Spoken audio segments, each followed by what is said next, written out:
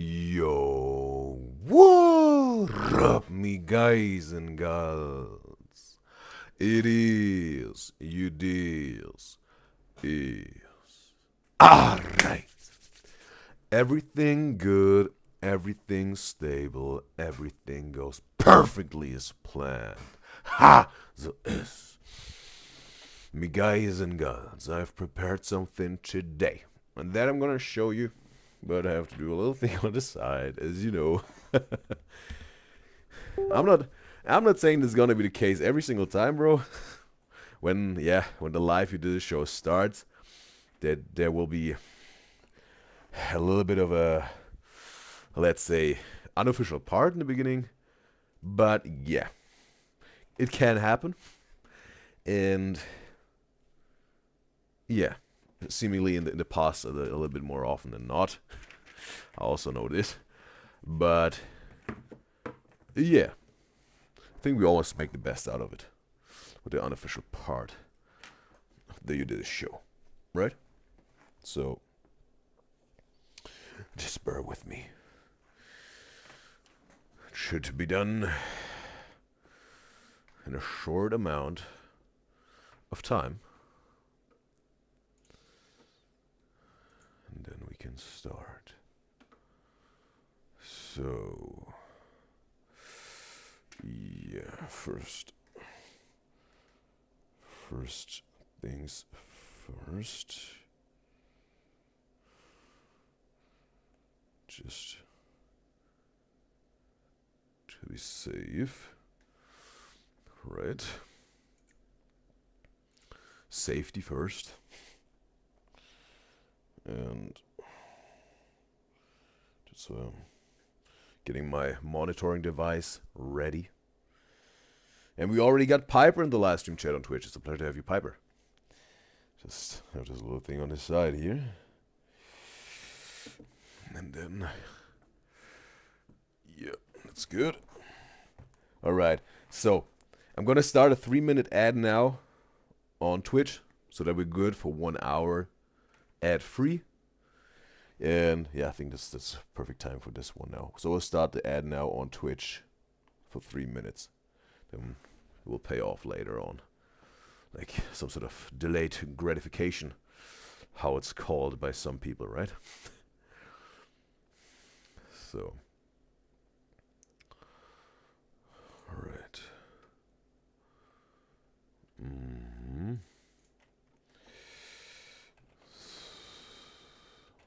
All right.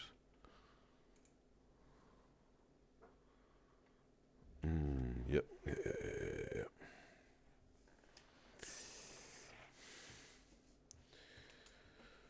So, and we got Manny in the live stream chat on YouTube. It's a pleasure to have you, Manny. And now, yes, exactly.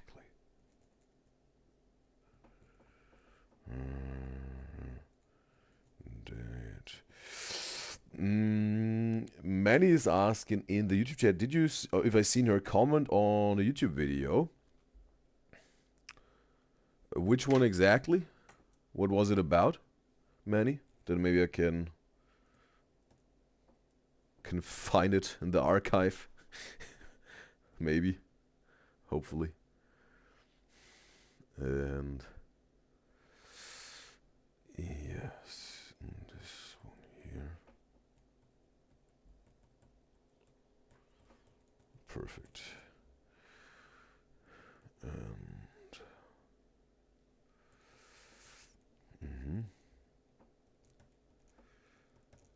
perfect. So, yes, we're almost good to go. Ad is also almost over on Twitch. Just 1 minute left here. It's perfect. All right.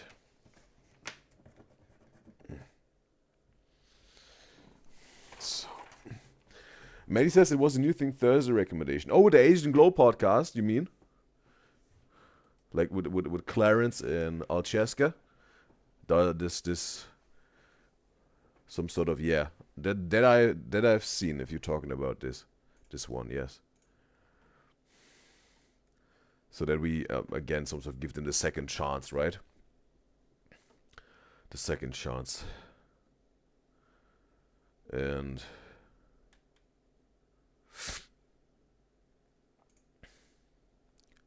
wow. Wow. Wow. Wow, Manny, that's a crazy coincidence that you are present right now in the chat. It's a crazy coincidence that I've picked a particular video today that I didn't even know that you recommended it in the last 24 hours, and I just noticed it. That's crazy, bro. What are the odds, bro? That's wild. Manny, you got something magical to you, as it seems. Wow. That's wild, bro. Just noticed it. Wow. Do you believe in magic? Na na na na na. That's wild, bro. That's so wild. Seems like yeah, many some sort of was sending this recommendation not just as a comment, but also like mentally towards my yeah, my existence, bro. That's crazy. And we also got Kaylin in the live stream chat on YouTube. It's a pleasure to have you, Kaylin. And just let me write this down here, bro.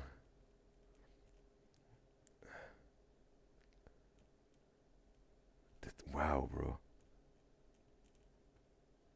Out of all those videos that I could have picked for today, and it wasn't a one that I thought was recommended. I just picked it because my intuition told me to do so. Hey, what's the one that Manny just recommended in the last 24 hours, bro? Wow. Wow!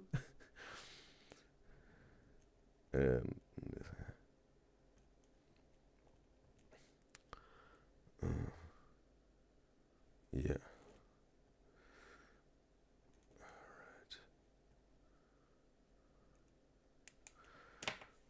And Piper says in the Twitch chat she got a VIP diamond ticket for the triplets so that someone was selling. Wow. Cool. So that means, Piper, you will have your, yeah, face-to-face conversation with them backstage after the show, right? And a picture with them, like professionally taken, I think, right? It was a diamond package. Cool. Was it like, you probably had to pay extra, right? Because this person was selling it like one, yeah, in private, like there was a deal that you made aside from the official website, right? Maybe you had to pay some extra. But yeah, hopefully it's worth it. It's cool. So yeah. Now, it was like on short notice, as it seems, right, Piper? You just found this person. This person found you. The few days it's today, right? Today is the triplet show you are yeah, attending, right? Piper says no, she got it for how much they got it for. So she got it with for the official price. She didn't have to pay extra. Oh, even better. Even better. What is the story, this person? They some sort of had no time anymore. They had to cancel their plans for the tour, or like they said, oh, I really want to give it to Piper because, yeah, she's such a wonderful person. And said, okay, but I want my money, but I will give it to you like this. She got it on Wednesday. Well, that's some good luck up your way, hopefully. You will know as soon as the show is over, right? But I wish for you that it will be absolutely worth it and wonderful. So now, yes, we can start with the official part now after this show. Yes, and also it's gonna be a short and sweet one today, just so that you know. But yeah, we got the next 2 days after this Udyzyz show. We got theme days, celebrations. and a lot on the plate. Wonderful, interesting, entertaining, cool stuff. But for now, we're gonna make this also absolutely wonderful and a perfect, exciting, unique, valuable show and moments and memories out of it. For sure. 100%. Always. So. Yes. First off, we're gonna get to the Is This Udyzyz quiz. And yes, just for everyone who wants to know, tomorrow is the Send In Saturday, where we're gonna react to, stuff that me guys and gals created for the Udyzyz show that we can react to. Could be fan art, could be a compilation that they made of a content creator that they really like and enjoy, and so provided then for the Udyzyz show. Could be some fan fiction, hopefully appropriate and creative. Could be a would you rather they sent in, whatever. That's the Send In Saturday. It's not like the day for me guys and gals if they have something that they want to provide with all this creativity and value and good energies they got in them, and they want to send it in. Feel free to do so. Appreciate your input, me guys and gals. Then we can react to this stuff and this wonderful things that you created for the Send In Saturday. Plus, tomorrow is the very first time we're gonna have a game night, and we're gonna be very interactive because we're gonna play games that will lead to a winner. And the overall winner of a whole month of game nights, they've won the highest score. They will win a prize, which will be a free gifted sub that will be on my expenses. I will take care of this. You will receive subscription when you earned it. And yes, through your presence and you're willing to win, and also putting in your wonderful good energies. Some sort of and I really want to give it to you because you really also just deserve it. But more to that, the whole game night thing tomorrow will let you in on this. So now I'm gonna minimize myself. I think that shall do it. And yes. Now, first we're gonna talk about this. And Piper also says in the Twitch chat,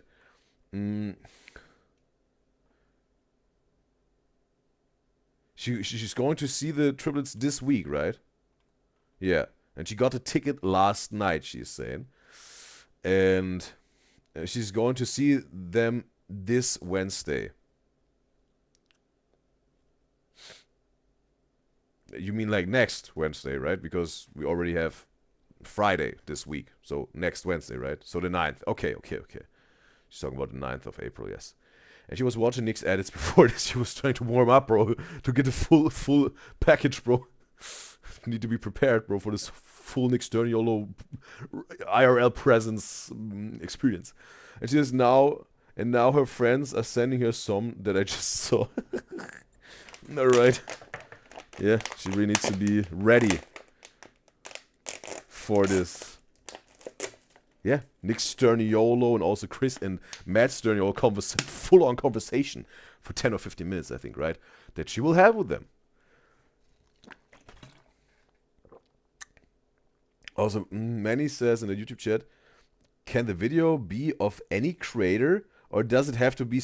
Yeah, it needs to be one with a safe slot. Absolutely, that's right, Manny. Yeah, for the Send In Saturday. Needs to be of a content creator that is some sort of having a safe slot on the Udyzyz show. Yeah. But also, I received a K-pop compilation that one of me guys and gals created, and since we also react to K-pop funny moments, it's also something that happens regularly on the Udyzyz show, right? So that could be also the case. Or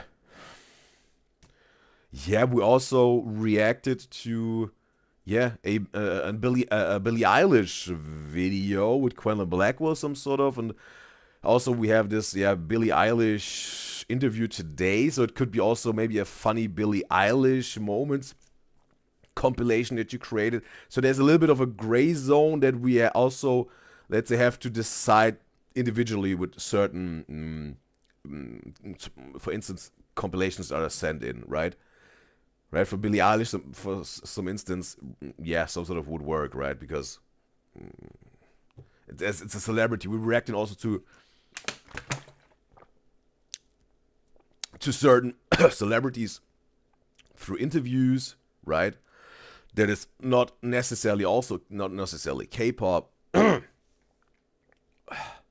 mean, it was some Jennie and Lisa from Blackpink interviews, but we also reacted to an interview of Alex Kasani. And Alex Kasani, I don't even know if she really makes YouTube videos, but yeah, we also reacted to an interview of her on a chicken shop date. So yeah, there's also some sort of a gray zone. I will decide what is the right thing to do when you send something in that is in the gray zone. I will make my decision about this. But yeah, that's some sort of something that you can provide, and yeah, then I will make the right decision. What is aligned with my intuition? Many, but good, very good question. It's just how can she send in the video? When you created it, you can either post a YouTube comment, which, yeah, maybe the YouTube channel and the title of the video, or you can send an Instagram DM, a Twitter DM. And it also happened that, yeah, one of me guys and guys just tagged like the Udyzyz YouTube channel in the video title. Or maybe you can also do this, I think, in the video description maybe.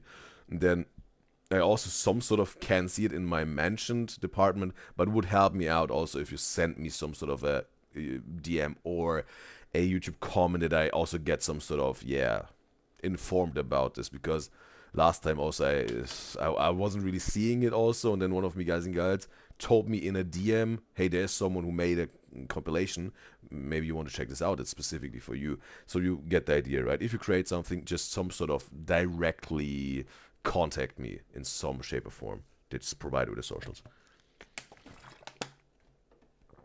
Oh, yes. I mean, when it comes to the Billie Eilish, for instance, it was some sort of, yeah, me guys and guys, let's say me guys and guys told me, hey, Billie Eilish is also a very funny person aside from music. That's why also, hey, there could be funny moments that would be maybe, yeah, entertaining for me on the Udyzyz show, right? For instance, right? For instance. That's what me guys and guys also told me about Billie Eilish, aside from their love for her music. They also, hey, she's a funny, entertaining person, like also in terms of her personality. And that's why also maybe funny moments, compilations, yeah. That also got recommended already, but it was not created by me guys and guys. So also those funny moments of Billie Eilish maybe can happen on some me sale Friday, right? Funny moments, memes, and celebrities on Fridays. That's what we're gonna react to on Fridays. That's the type of content. So you get the idea. But again, there's this gray zone, this gray area that I will make then individually the right decision. What we gonna do with this or not, right? So yeah. All right. And yes. Now we also got it's also Manny right now in the Twitch chat. Right? Default, right? It's your one. Is it? No, it's not Manny. It's not Manny.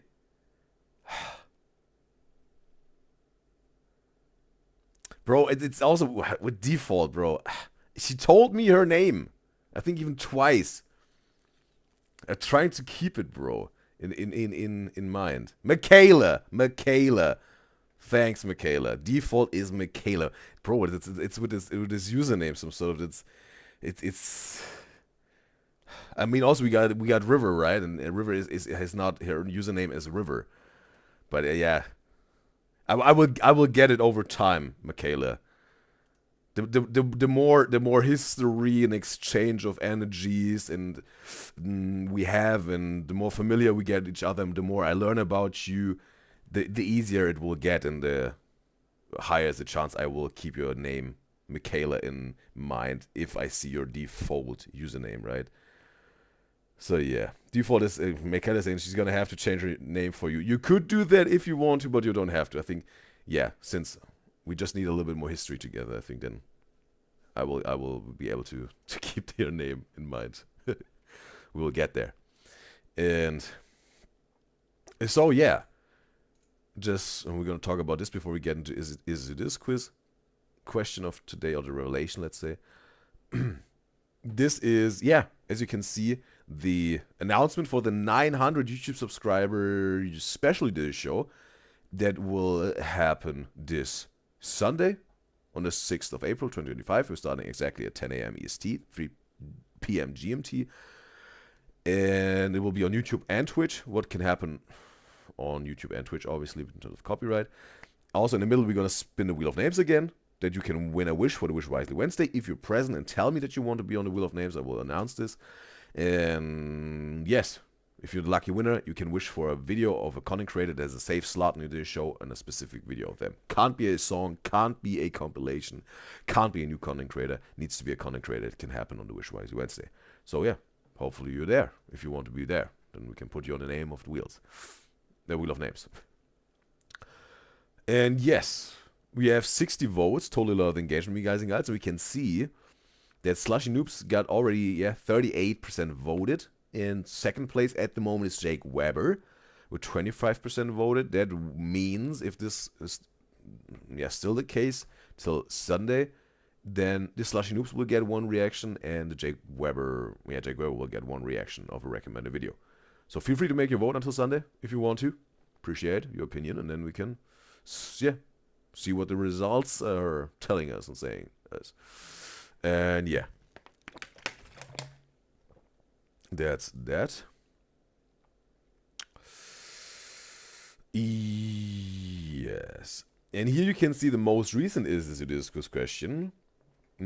Already got one vote, totally love the engagement. Whoever this is of my beloved Udyzyz enjoys. Appreciate you. And yeah, feel free to make your vote what you think is the right answer. And also in general, feel free to send in Instagram DM, Twitter DM, or YouTube comment on the Udyzyz show socials if you have something valuable and creative, because you have this in you, I know this, and good, you want to share. Appreciate, love to interact with me, guys and girls. So now, Manny says, can she get put on the Wheel of Names? Yes. And she says, when will you spin the wheel? It will be in the middle of the Sunday Udyzyz show, right? And this time is the 900 YouTube subscriber. Somewhere in the middle, right? Because we have 2 Sternio triplets reactions by default, and they can exclusively happen on Twitch, as you can see, because of YouTube copyright stuff. And that means most of the times it's just before the Sterniolo triplets reactions start. Somewhere there, right? Definitely before the YouTube live stream ends, there will be the Wheel of Names. If you're present at this point, then I will say, hey, it's time for the Wheel of Names. Whoever wants to be on the Wheel of Names, send in the word me, right? M-E, me, in the chat. Then I can put you on the Wheel of Names. Then we're going to spin it. And then the winner will get the wish granted, right? Yeah. So, now.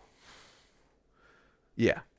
The Is This Udyzyz quiz number 71 with a question: in which superhero universe would Udyzyz be? Revelation date today, obviously.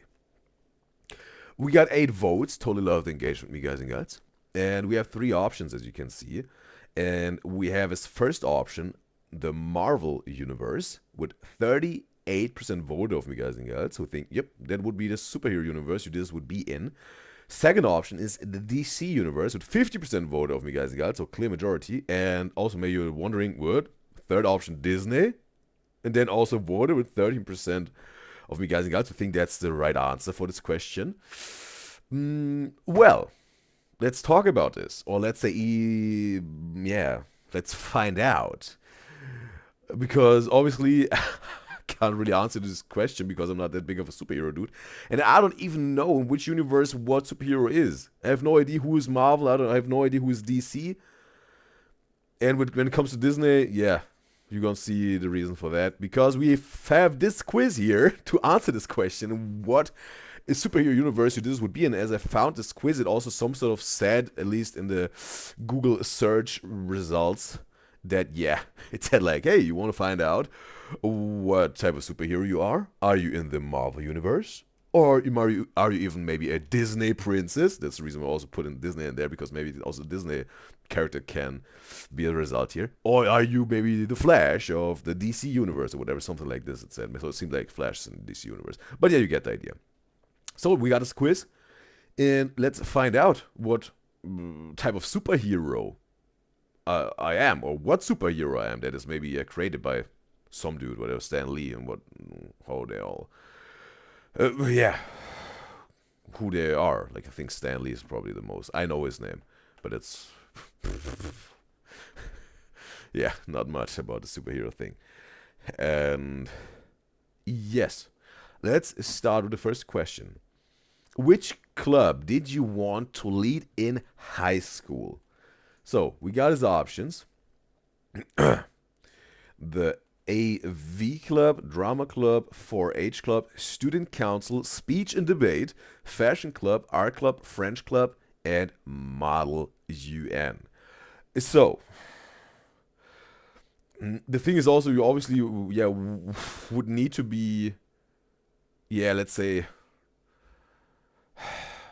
interested in this club if you want to lead it, right? So it's some sort of also not necessarily, hey, what you want to lead. It's more like also what you want to be part of in terms of a high school club, right?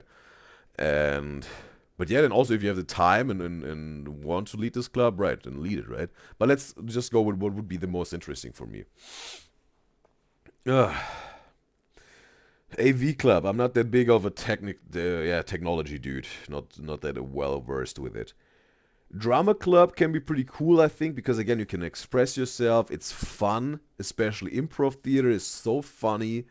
We also have seen this with the reactions to the Caligari sisters. How would you scream in the IKEA improv acting video they had? It was just fun, and funny things can happen, spontaneous. It's flowing, this whole thing, the creativity and funny moments and situations are created. Sometimes also even very dramatic and sad and tragic moments can be created through improv theater. Or just a whole play, whatever. It can be very cool. It's art, right? Very expressive. And some sort of real, even though it's in a fictional story. Because those emotions are real that you're feeling in this moment, right? It's not like the reality of our existence, right? But those are real emotions. At least you should feel real emotions when you're really acting, right? You should feel the real emotions. You shouldn't only be able to display them. You should also feel them, I think. That makes it just, yeah, even more real and raw for the performance. But, yeah. The 4-H club, yeah. You need to be this, yeah, if you really like to some sort of, yeah, it's something like a service to society, some sort of kind of thing, right? Some, yeah. Volunteering type of thing, if that's your thing. And then student council, okay, you can sort of whatever decide that the cafeteria from now on should have sandwiches that not only have ketchup on it, it should also be ones with mayo, whatever. Or even, yeah, very more important things, whatever you deem as important in terms of a decision of a student council. And speech and debate also sounds very cool, bro, because as you may know on the Udyzyz show, we really like, maybe I like it the most even, to, yeah, have good conversations that can also be discussions or debates. Not arguments, not fighting. That's not what we do on this show. We only have valuable, interesting, and insightful conversations, discussions, and debates in an absolutely respectful manner and type of fashion. And that's really, it can lead to interesting and resourceful results, I think. That's why speech and debate can be very cool. Also, just hearing a speech can be inspiring, right? It's very cool. In debate, again, exchange of energies and information and opinions. You can create some knowledge out of this, wisdom, because again, there's an exchange in a resourceful, valuable manner, right? So also cool thing here, cool club. And the fashion club, okay, yeah, if you're really into fashion. The thing is, I like to sometimes look at fashion, also give my opinion about it, right? But creating fashion myself, I'm not really a fashion designer, bro. Not by any means, I'm not that, bro. Just a dude that likes to share his ideas and thoughts about different fashion decisions. Yeah. Then we got the art club. Drawing and painting is also not necessarily the thing where I excel or I have the most fun with, so it would not really be the right thing for me. Yeah, French club, if you're really into the French culture, right? In the language, that would be the thing for you. And then model UN, yeah, if you really like, yeah, like the United Nations type of thing, it's like, yeah, modeled, it's like just a fictional UN situations that you are in this club, right? You're some sort of take part in politics, some sort of you're again some sort of a politician, and you have to have some meetings with other leaders of different countries or whatever, and maybe also debate then, also have like an understanding with those different whatever politicians that you're meeting. It's something like a fictional boot camp for someone who wants to get into politics, right? And which also includes some like debates, but speech and debate is like I think way more broad in terms of speech and debates, right? Model UN is then just whatever, could be about climate, gender equality, or whatever it is. Some political stuff. All right. Which club did you want to lead in high school? So for me, it's something like a thing now between drama club and speech and debate.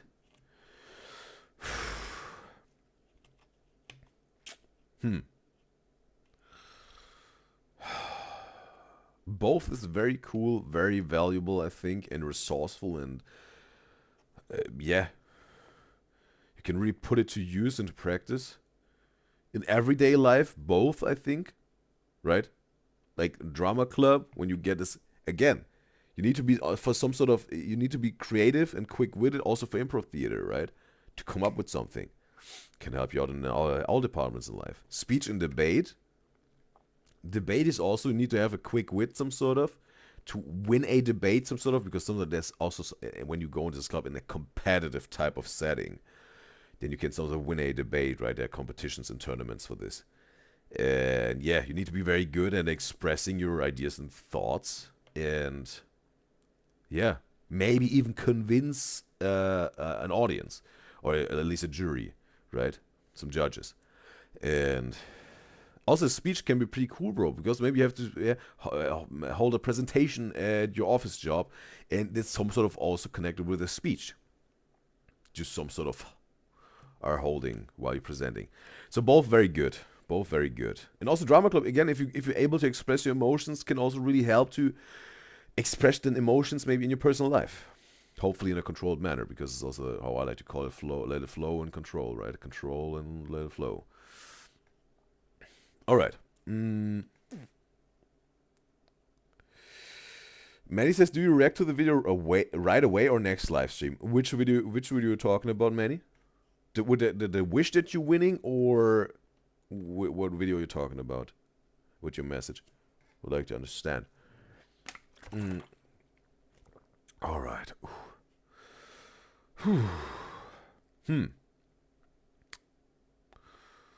Well. Ooh. The thing is, a lot of when you also look at a lot of careers of actors, there's some sort of started the whole thing, in a drama club in school, right?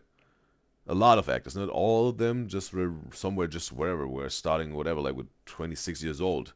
They just gave it a try and then loved it and pushed through and made it, or just had where at the right time, at the right moment, and just blew it up, right? In their career. But a lot of very skilled actors nowadays, and also successful actors, they start somewhere in drama club, right? So that's maybe a good starting position if you want to also become an actor. Speech and debate. Bro, maybe that could also be the beginning of a motivational speaker, maybe, right? Because there's also motivational speakers that win their bread with only this and are very successful. And yeah, maybe build earn a fortune with this. Debate, again, bro. Debate is so important, bro, overall in life. To know how to debate well and good. Having some sort of training and gaining and honing a quick wit, a strong way of transporting, like verbally and also maybe physically with your body language, an opinion, a statement, right?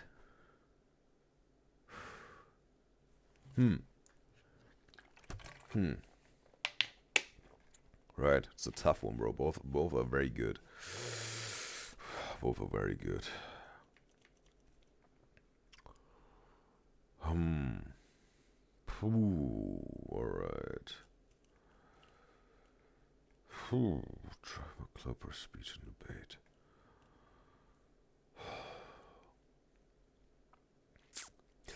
I think, bro. I think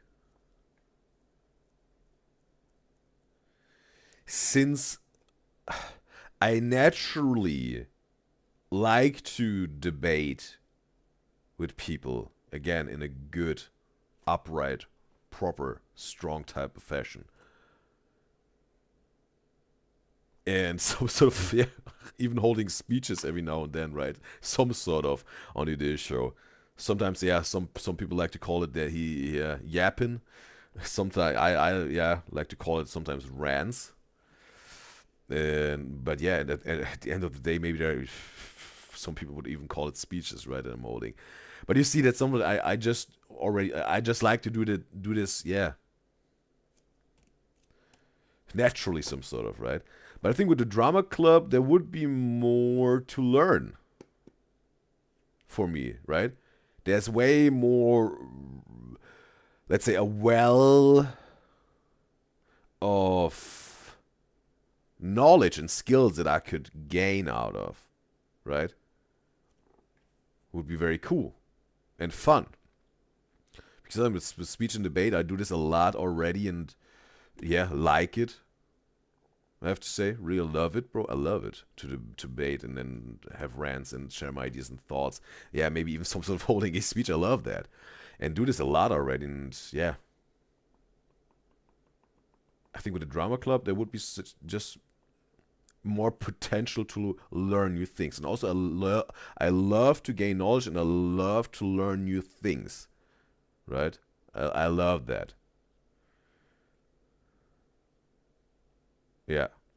So that's why I would go with would go with drama club, because again there's just more potential of learning new lessons, and yeah, gaining more knowledge and skills and have more learnings. That's why drama club would be my choice here. Next question: what is your biggest weakness? All right. So the options are: you're too sensitive.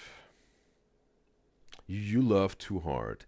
You need control. You love attention. You rely on others. You're too big picture. You overwork yourself. Your ego. You're too trusting. Okay, let's start from the beginning here. Being too sensitive. The thing is also, I think also talked about this in the past on the Udyzyz show. I think when you're sensitive, bro, that's if you handle it the right way, it can be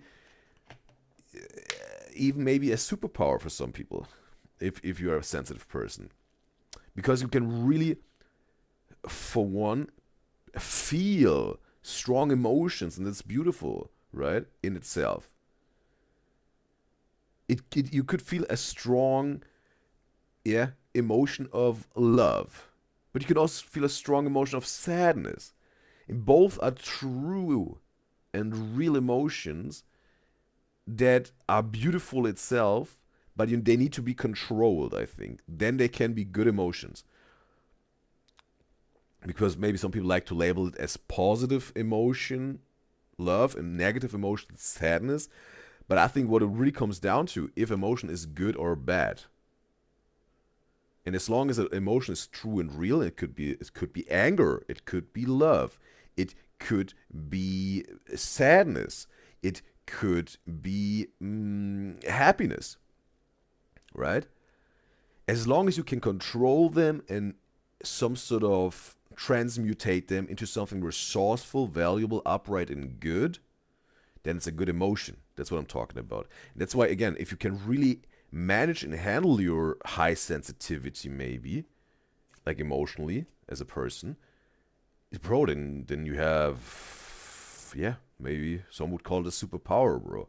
So I think too sensitive, you just need to be the master of your sensitivity and in control. That can be wonderful.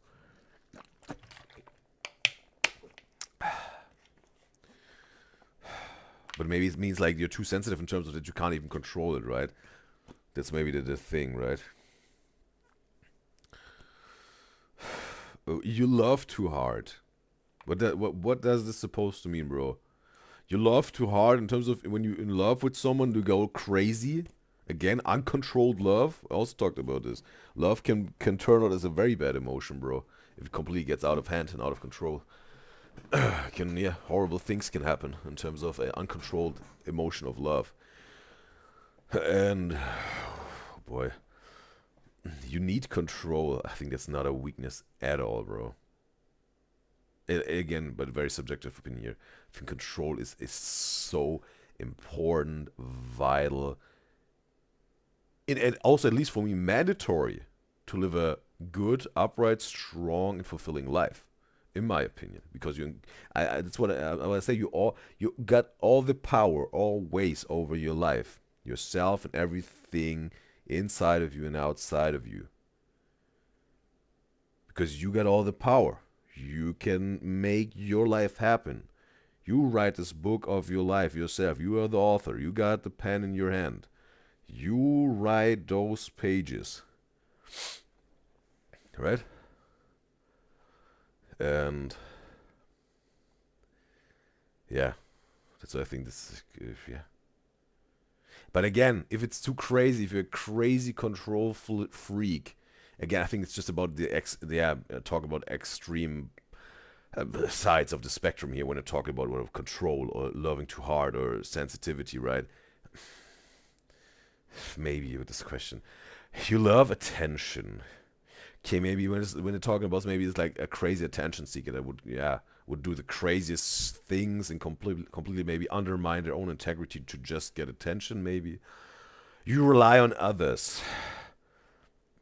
That also, I think I have to say, this also, that's some sort of connected with control, bro. Because if you, but it's also the phrasing here. It just says you rely on others. That's the only, one of the, okay, yeah. It's one of those who says, no, if it would say you rely too much on others, right? It would be also this too much thing, right? Too much. The thing is also, if you rely on others too much, again, you sometimes lose control, right?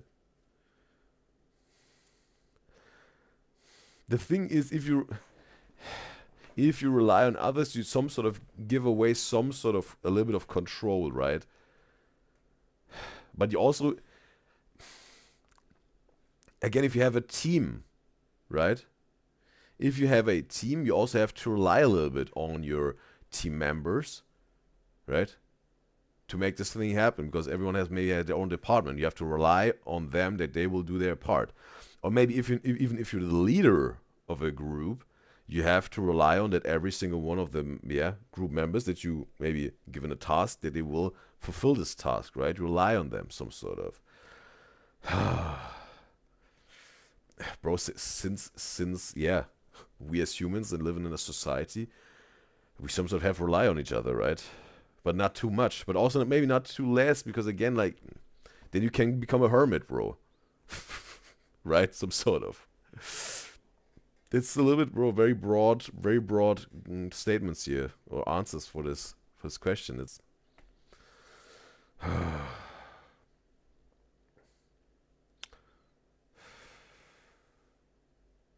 but again, bro, if you're absolutely in control, bro, you don't rely on other people in that type of fashion that it could ruin you or completely could break you down, because again, you're still in control, right?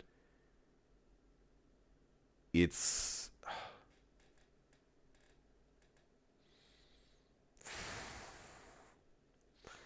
because that's the thing, bro. If you're absolutely in control of your life, and you can be absolutely controlling your life, because you got all the power, you just have to know it and also utilize it. Use all your power. Then anything can happen. You will keep the control over your life and all the power in your life. You will. You just have to know it, because that's the truth, and use it. Use the truth, because the truth is there. It's undeniable. It's the truth, right? To rely on others, a little bit way too broad here, bro. This answer here, what they provide. You're too big picture. Well, the thing is, I love details, bro. As you may notice, I love to look at details. I love to find details. I love to talk about details. I love to some sort of put details into the big picture, because they are part of the big picture, I think. Right? Of the whole thing. Details are maybe a small part of a big thing, but they're still part of it. Right?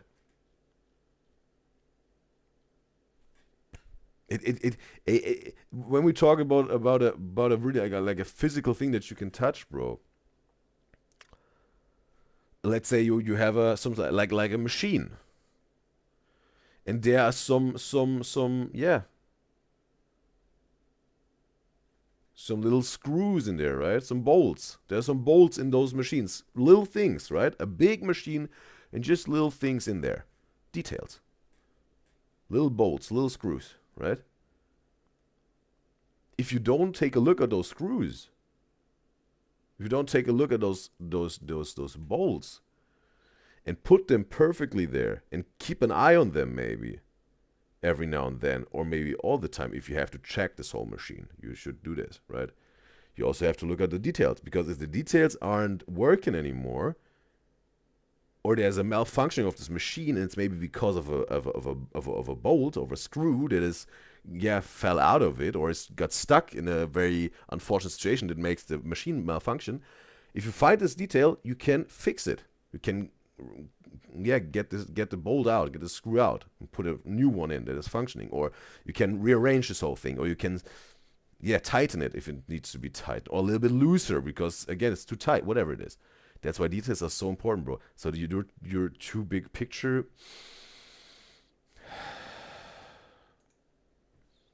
But I think it's also I'm also not only details, bro. It's what I'm it's what I'm talking about. Being in the golden middle is with things and people is where you want to be. It's a perfect place to be in. You have to see the big picture, but also the details, I think, in my opinion. You overwork yourself. I also talked about this, bro. Some of me guys and guys also told me, whoa, Udyzyz. It's funny because none of me guys and guys say that anymore, because when we made this decision for the Udyzyz show that we go live every single day, it was in the beginning of 2025. I think, the 2nd or 3rd of January, I made this decision, or I also made it public. We, gonna go live every single day. And then, we have Udyzyz shows that can go from 2.5 hours to 14.5 hours. And me guys and guys at the beginning also said, whoa, Udyzyz, don't overwork yourself, right? Hey, take some rest, take some days off, maybe if needed. No, don't, man. And I totally appreciate this thoughtfulness, and you guys care about me. Totally appreciate that, me guys and guys. I will love you, Udyzyz. But I told them, hey, I push through, and the thing is, it's even if it's gonna be sometimes maybe 14.5 hours, what already happened, or it's whatever 8 hours, 6 hours, and it's every day, right? I have this perfect exchange of good energies with me guys and girls through the Udyzyz show and the Udyzyz show itself, that this is something like a perfectly some sort of putting in energy and recharging energy at the same time. So it's a perfect flow of energies, putting in energies and also receiving energies, and yeah, charging up again while I'm doing this whole thing. That's the beauty of it. That's the perfect yeah, flow of energy for me. That's why, bro. That's why we here every single day. That's why we here every single day. And yeah, I will get my rest. I will get my sleep. You bet, bro. I will get my rest and my sleep. That's very important to me and totally appreciate it. But this whole thing is we keep this thing going, bro. Every single day we are here. I think again like the 2nd or 3rd January, and today is the 4th of April, and we were live every single day, and we keep going with this every single day. We're live with the show, right?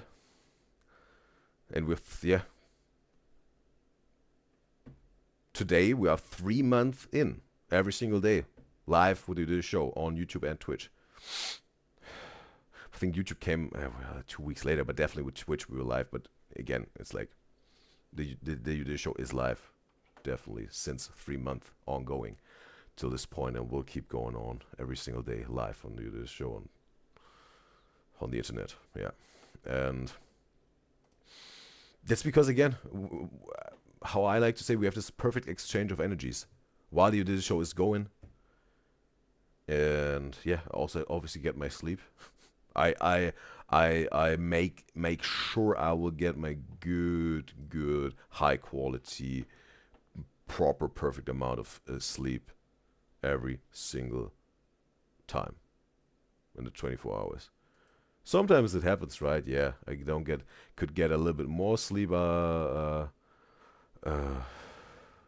let's say sometimes I don't get that full amount of sleep in terms of quantity that I could use. Happen every now and then, but hey, then there I will catch up with this with the next 24 hours cycle, and then yeah, recharged. Perfect, right? Charged up with energy. Let's go again. Rested, right? Perfectly rested, and yeah, you see, we handle this, we manage this in a perfect type of way, appropriate type of fashion, right? Good, strong, powerful, energetic, rising forwards, ongoing, always. So, your ego, biggest weakness? Question mark. You're too trusting. Okay, with always some sort of talked about all those options here that are provided.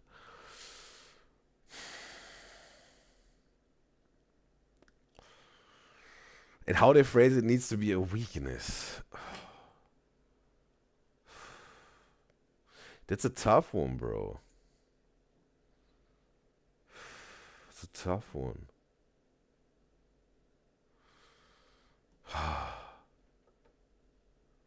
I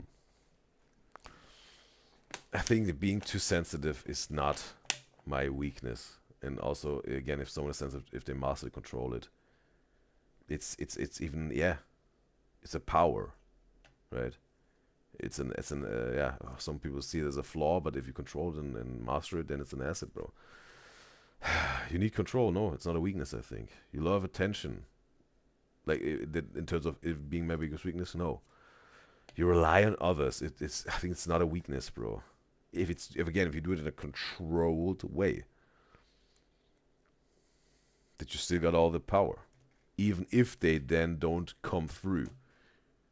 Because again, you got all the power. Even if you say like, "Hey, I want you to do this," right? Oh, hey, can you pick me up?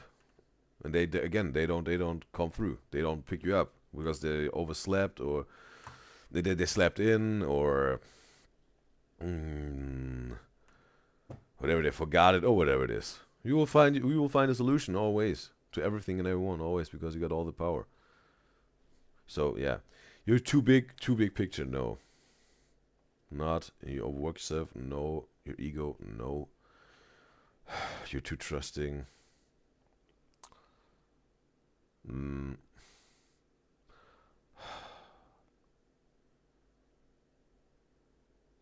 Maybe I was in the past at some point. Maybe I was. Maybe I was in the past. In my, yeah, at some point. But definitely not the case anymore, bro. Let me think. Yeah. Yeah.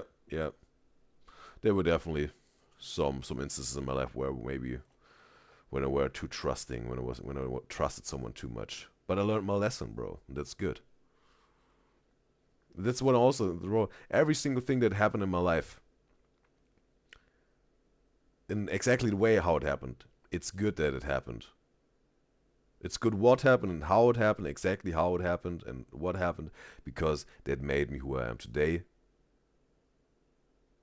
and brought me where I am today, and yeah, will also make me who I will be in the future and bring me where I will be in the future. And that's the all the good all the good places and all the good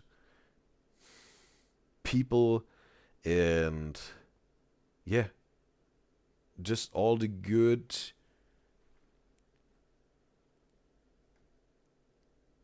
in myself and who I am today. All the lessons learned, all the learnings, all the challenges overcome. That's happened, and that's what I am today, because that what happened in the past, and will be the stepping stones for the new achievements, new challenges I will overcome, new people I will meet, new places I will go, in all the good ways, right? It's all part of this wonderful journey of this forward rising. That's why it's good, because it led me to the best, and will lead me to the best, ongoing till my very last breath, bro. That's who I am. What happened in the past and what I make happen now is me, and what I will make happen in the future is me, and that's why it's good. Yeah. And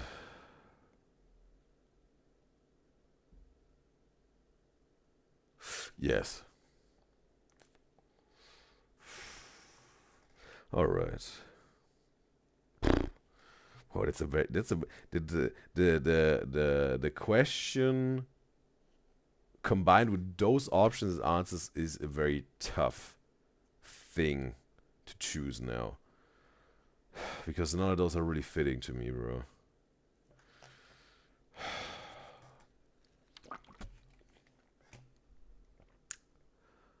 Hmm. I think again, this you're too trusting is not the case anymore. It was in the past. It's not, because the question is, what is your biggest fear, biggest weakness, like present right now, right? It wouldn't be the right thing.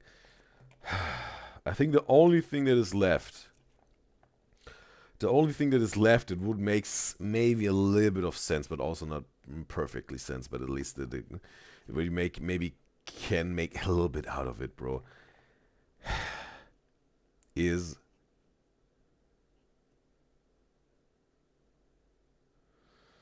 yeah, yeah. When I love someone, I love them with my whole heart, bro. I love them wholeheartedly if I love someone. Absolutely. And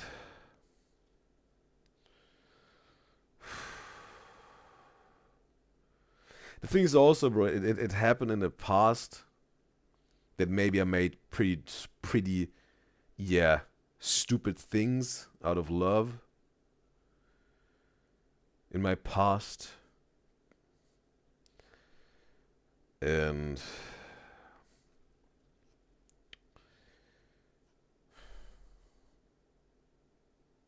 with love also there's trust, I think. Right? Love and trust are very, very close and connected, bro. Maybe even next door neighbors, bro.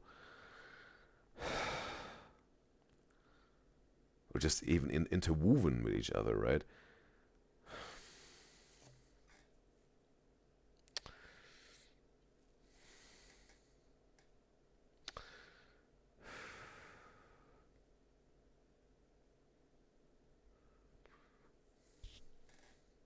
And yeah, bro, like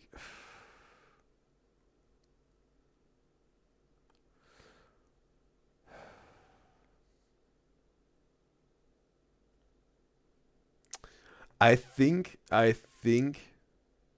let's phrase it like this, bro. If I really love someone, let's say there's the biggest temptation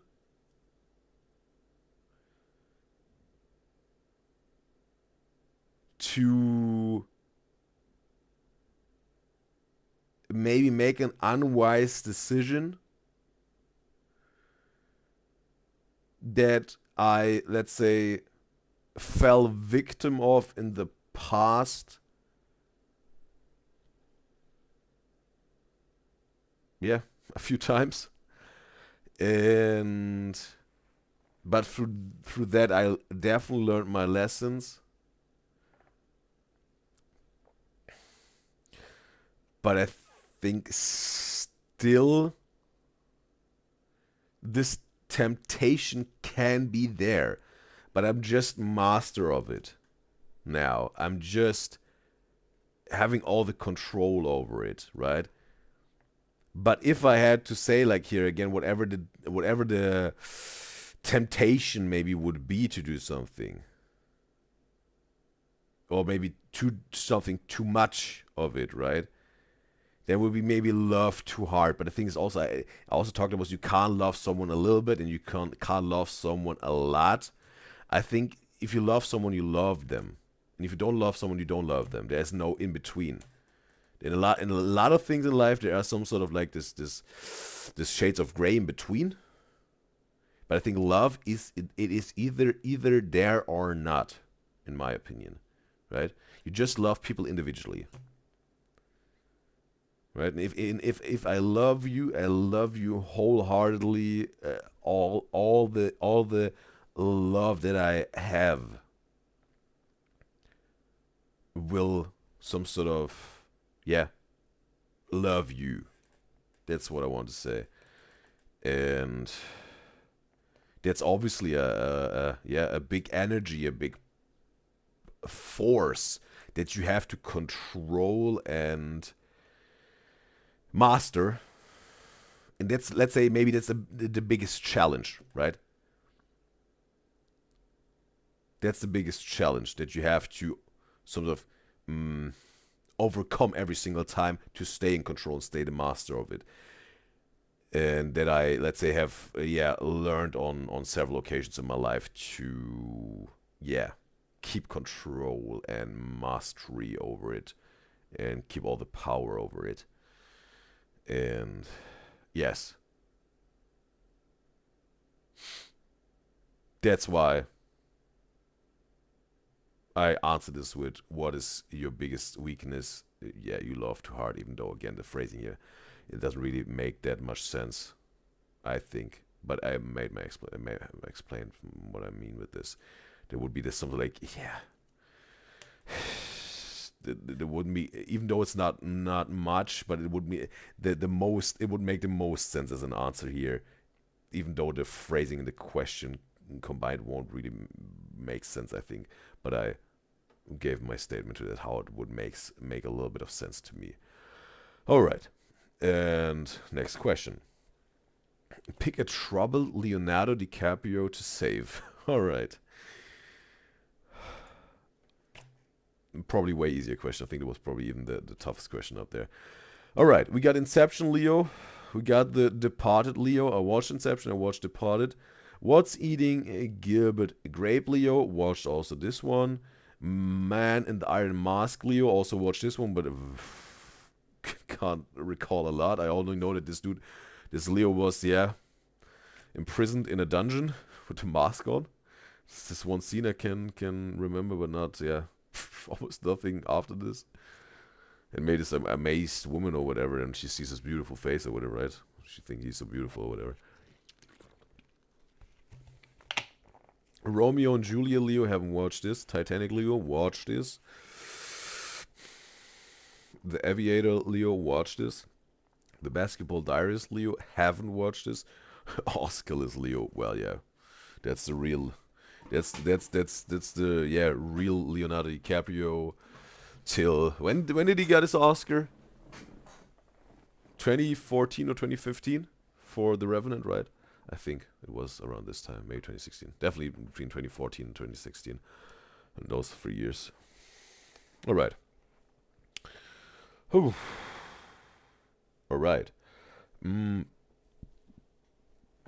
Which Leo I would save? Pick your trouble, Leonardo DiCaprio. You choose save.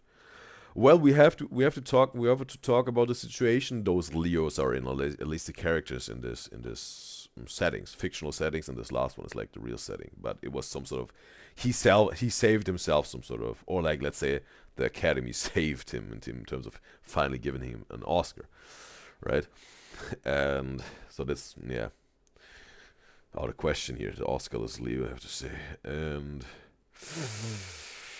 all right. Yeah, let's start from bottom to top. The Aviator Leo. Yeah, he's like this sort of eccentric, or let's say very, very special type of CEO of Pan Am, right? Pan American airline, right? And yes, he had, I think, also some phobias or whatever going on.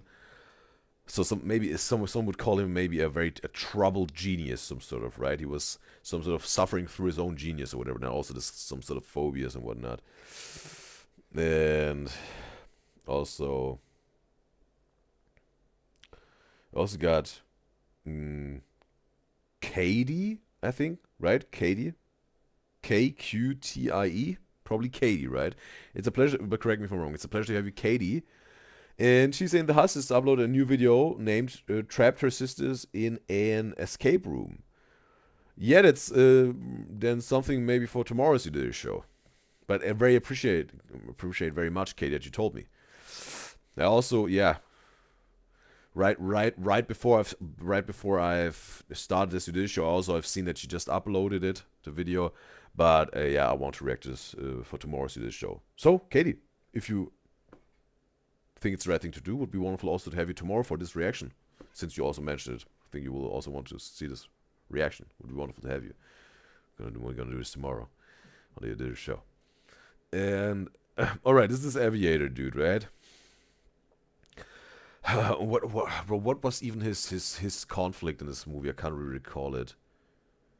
He had a vision that he wanted to make happen. And obviously, there were some challenges and hurdles connected. Some people weren't really understanding his vision, I think. Can't really recall it. So, Titanic Leo. Dude is madly in love. Meets this high-class society woman on this cruise called the Titanic. He is this, some sort of low-class, even some sort of con artist, maybe even, right? He's displaying himself as something he is not, some sort of. Like a rich dude or whatever, and was some sort of, sneaking his way into the high society on the Titanic, some sort of.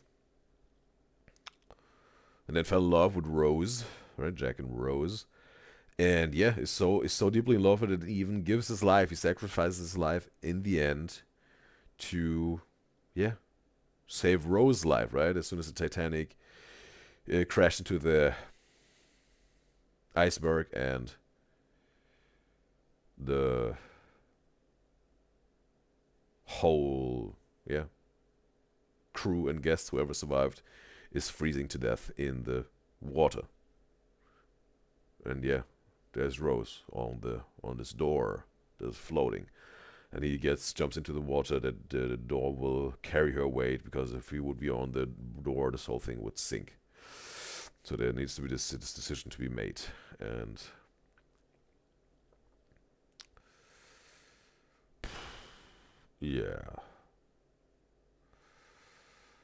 well,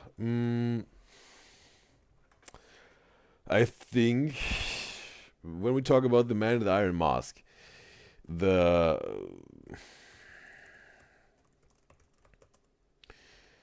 the story is not really that present anymore for me.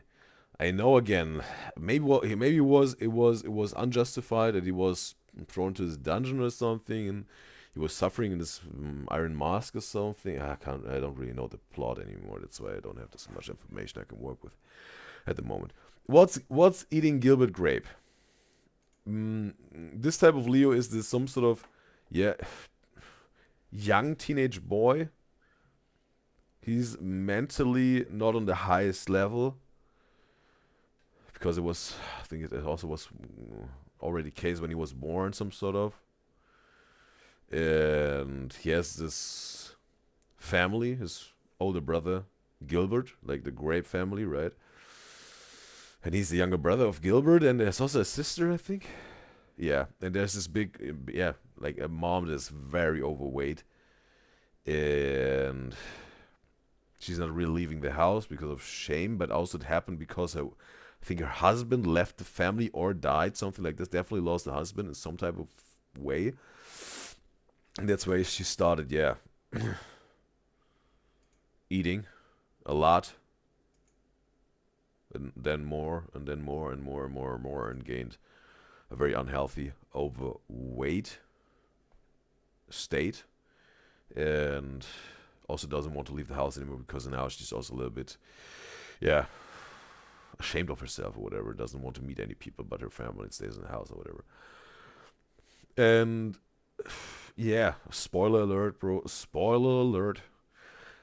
At the end, some sort of this whole house is burning down.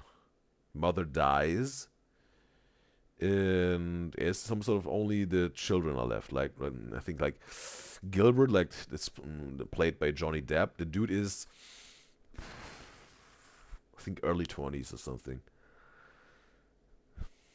and some sort of was trying to replace the father a little bit, I think. Then there's the sister, maybe like mid or late teenage years, and then Leo, character of Leo, young teenager, maybe I don't know, 14, maybe 13, something like this. And yeah, well, it's a question, bro. It's a question. How would I save him? How could I save him? That's a question. Like in what type of form, right? Could I save him in terms of whatever? I could give him a new house where he can live in with his siblings, maybe, or maybe at some point on his own. But the question is if this would be practical, because he's some sort of, yeah, also his siblings were looking out for him because he was maybe still a teenager, but maybe also a little bit of his mental state a little bit. Or it's like saving. Does it mean like, hey, I could save him in terms of I could some sort of save him, that he gets like his let's say higher mental state, right? That I could some sort of, yeah, whatever, had a superpower to heal whatever is maybe impairing a little bit of his mental functioning, right? In terms of his brain. Also maybe yeah, emotionally. I don't really know what the case is, with his condition in this movie. It would be interesting to know, bro, if I could just like materialistically save him, like giving the house, or really maybe help him health wise, right? And The Departed, Leo. The thing is, also spoiler alert here, clear spoiler alert.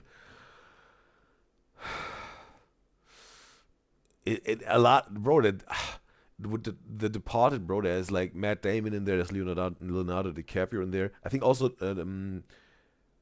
Jack Nicholson is in there. So yeah, they have and also one or two more big actors maybe. But you see, there's like yeah, it's a an ensemble movie, right, with a lot of big actors here. in one movie. At the end, it turns out to be a big mess because some sort of one is tricking the other, and there's some sort of shooting each other and whatnot, or ending each other. And yeah, I think Departed also Departed Leo is some sort of then gets at one point. I don't really also know his agenda anymore in this movie. So, Inception Leo. Alright, Inception Leo. A dude has some sort of company going on where he can dive into the dreams of some people if they're plugged into this machine, onto this machine that they have that can provide them to dive into dreams. And they're trying to extract information out of certain, people in their dreams, or get some real life information out of them by diving into their dreams, that they some sort of can gather information in their dreams, maybe make this person even telling them this information in the dream setting, right? Because it's something like they maybe don't even know it's a dream, or they know it, something like this. But he also has this very tragic, love story going on. A family tragedy even with his, wife, back then wife, because she's not alive anymore in this present Inception universe. She jumped out of a window because she some sort of thought she's still in a dream. And I think even Leo was trying to... Either he was part of his company that she also was diving into dreams of people, and then she just got some sort of lost in the impression that she's still in a dream, right? Or she had some mental health, condition going on, and Leo was trying to maybe do therapy on her by diving into her dreams, and maybe diving also... I think he was maybe diving into her dream and communicating with her to maybe find the root of this whole condition, to maybe, resolve this whole thing, work it out, break some chains. But again, whatever it was, either she was also working for his Inception Leo's company, or he was trying to do therapy on her. Either way, it turned out horribly, because some sort of then was really losing her mind, some sort of, because she, and then also her life, because she thought she's still in a dream, and was thinking like, hey, if I jump now out of this window, then the dream is over and I'm back in real life. Because... Was it because the children died? Like Inception Leo's and his wife's children died, I think.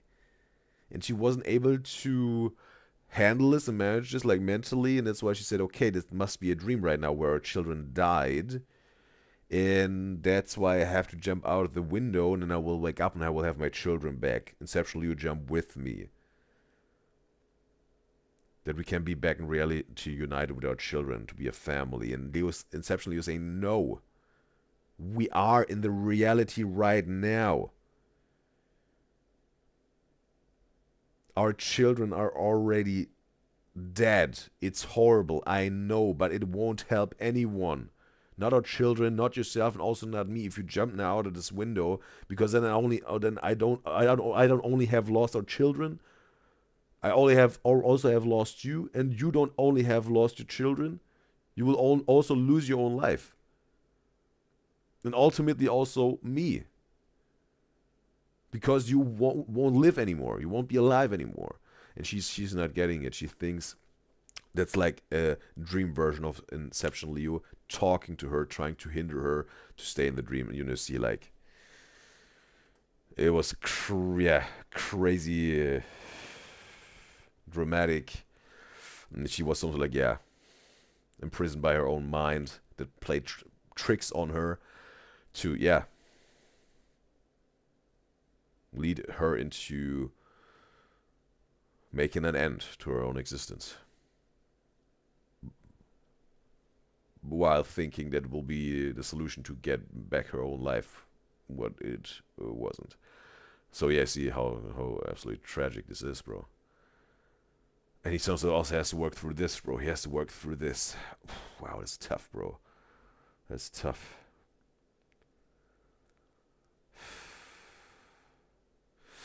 All right.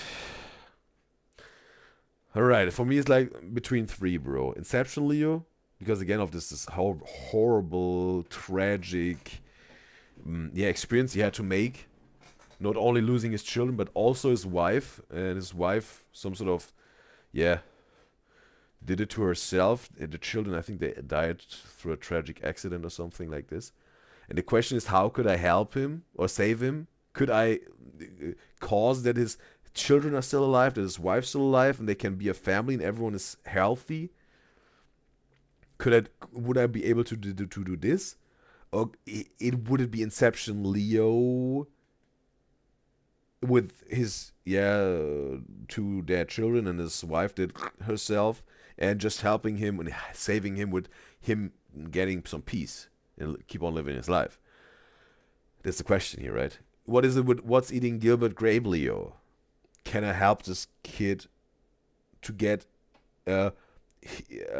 its full health, also mentally, right?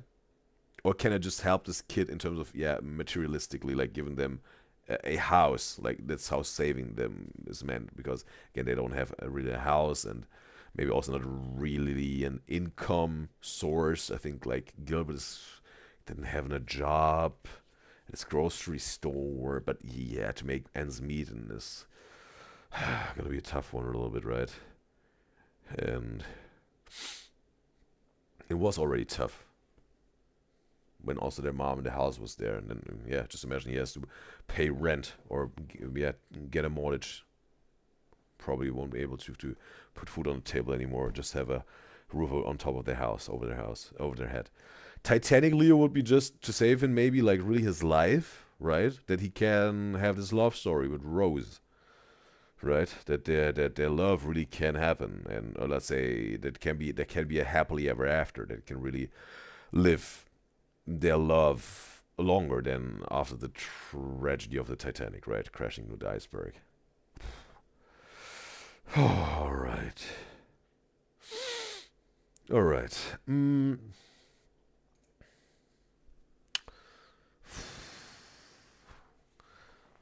With Titanic Leo, it's a pretty clear thing. It's just save his life or not, right?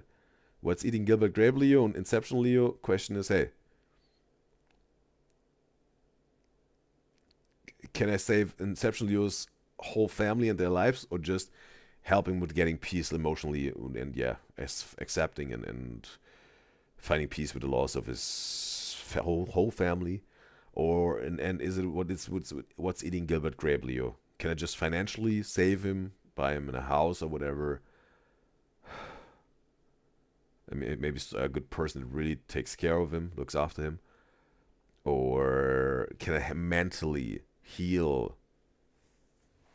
And also, or maybe also really physically with his brain, maybe there's something that's not really functioning that needs to be healed and can't be healed in this time or universe, whatever, right? So I can give him his full health back. All right. All right. Yeah. Let's do it like this. If for Inception Leo I can save his whole family, with What's Eating Gilbert Grape I can really heal him completely mentally and physically, whatever it is, to get it, that he have his full health back. And or it has his full health to begin with, because it maybe was born like this, right? But he can get his full health, like a perfectly healthy, fully functioning human being, right? If it's like that, I would save Inception Leo, because again I could save 3 lives overall: the life of the 2 children, the life of the wife. I could save Inception Leo's mental state. There's maybe he's struggling hard. I can't really recall how it was displayed in the movie, or if it was displayed. But again, tragic loss of his 2 children and his wife. After that, in front of his eyes with the window thing. I don't know what children was. Horrible experience for him. I can save him from this. I can save his whole, again, his whole family. A family can, live and love and be together again. That's why it would be my choice. Also, it would be wonderful to again give like what's eating Gilbert Grape Leo his full health and functionality as a human being. That would be also wonderful, but I think like again, Inception Leo, bro, I can save three, literally can save 3 lives and one mental state of a person, like emotional state. Let's say emotionally can save a person. That's why it's like I can save way more here and can reunite a family here. And also with what's eating Gilbert Grape, Leo, he has his older brother Gilbert, like Johnny Depp character, and his sister. They some sort of he still has family. They are looking after him. They are spending time with him and sharing love with him. He still has this, right? Even though maybe he doesn't have the complete highest functionality of a human being that it can have, right? They can have. That's why, he still has have someone and something in his life. Inception Leo doesn't have his family anymore, right? Only has this some sort of. Still, he has himself and can, should live still a fulfilling life, even after this horrible loss. It's easier said than done, I know. But what else is there to do, bro? You have to keep going. You have to find peace. You have to still, live a fulfilling life because you got all those years left. You have to make the best out of it, bro. Right? But again, and there's always a solution, bro, for everything and everyone. You got all the power always over your life, everything that goes on inside of you and outside of you. Got the full power over yourself always. So that's why definitely with Inception Leo, I would save him in terms of saving his 2 children, his wife, saving this whole family life and love and being and emotional wounds and scars and hardships and horrible tragedy. I could save Inception Leo from this and his whole family from this. Reunite a family and make life happen, make love happen, make family happen, and that's why, and health happen, right? That's why I definitely would save Inception Leo. And how do you usually laugh on the internet? Okay, we got LOL in all caps. We got LOL like this. We got triple LOL. We got ha in all caps. We got ha ha ha ha to all caps. That's some sort of one of Miguel's River has used this one or with EHE, right? Or something like this, and then all right. Okay, lols all caps. I don't laugh. The thing is,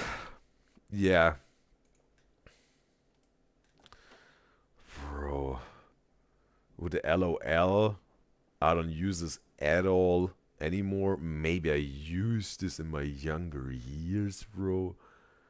But also rarely, bro. Rarely. LOLs, haven't used it a single time. Again, LOL, those types of versions of LOL. Maybe I used this in a long time ago, and then very rarely. And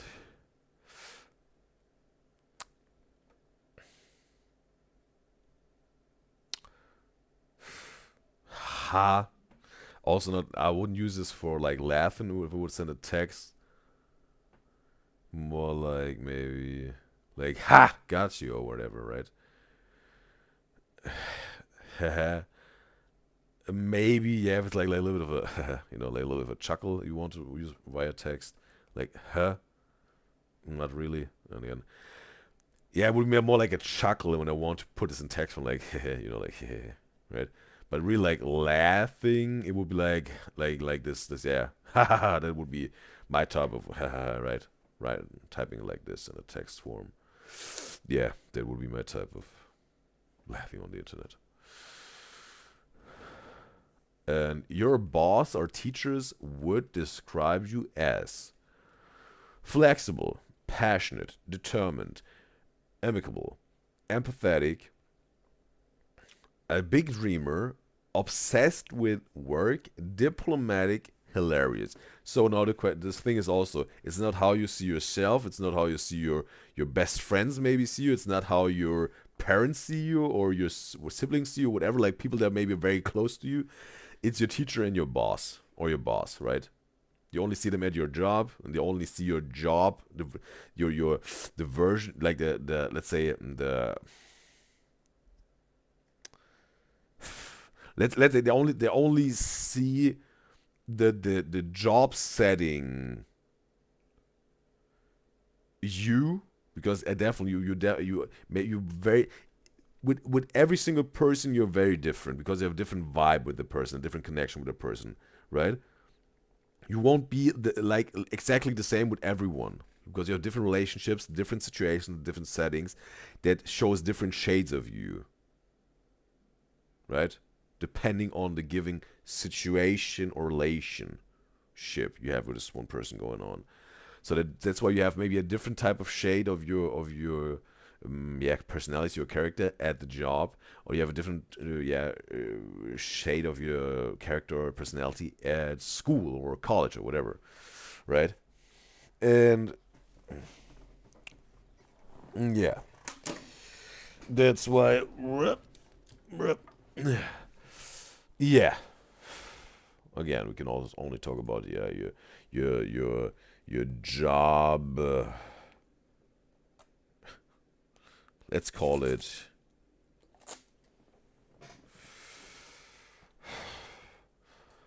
your job version in your school. Connect this whole thing. Just give me a second. No,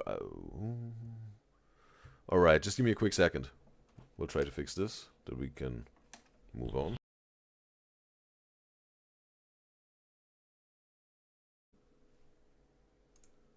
Oh, no, we're back. But YouTube? Is YouTube back? Yeah? Is YouTube back? Yeah? Yeah! Perfect!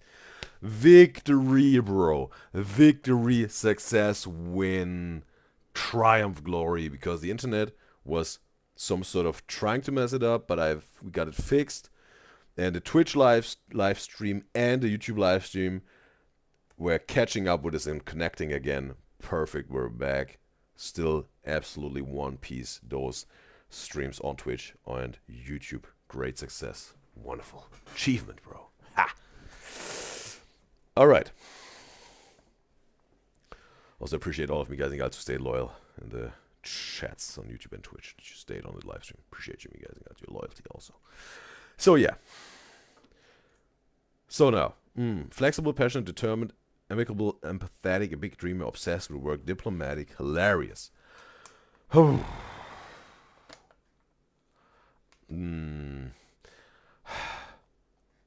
It's also the thing, bro, at the moment, right? You have to think about, I went through school, obviously, and I went through different jobs. And the question is now, what school are you asking? What job, what company are you asking, right? That's the question now. Your boss, your teacher. So I think maybe it's at the moment, right? We have to talk about at the moment. Your present boss, your present teachers. Since they're not in school anymore, I have to talk about the boss at the moment. Or take what the boss would describe me. I think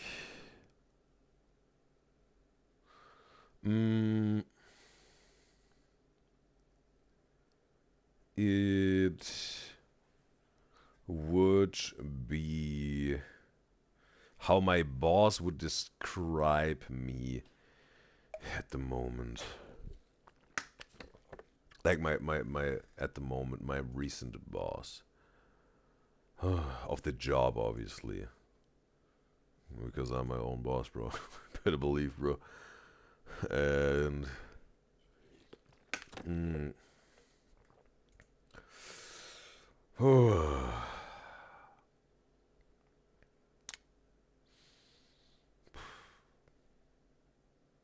yeah, yeah. I think the right term as they would describe me would be determined. Yeah. All right. Pick a type of French fry. Mm, all right. We got normal fries, truffle fries, waffle fries, sweet potato fries, thick cut fries, shoestring fries, curly fries, chili cheese fries, and poutine.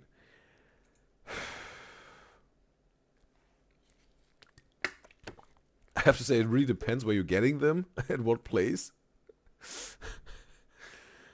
And like this different type of fries. But I have to say,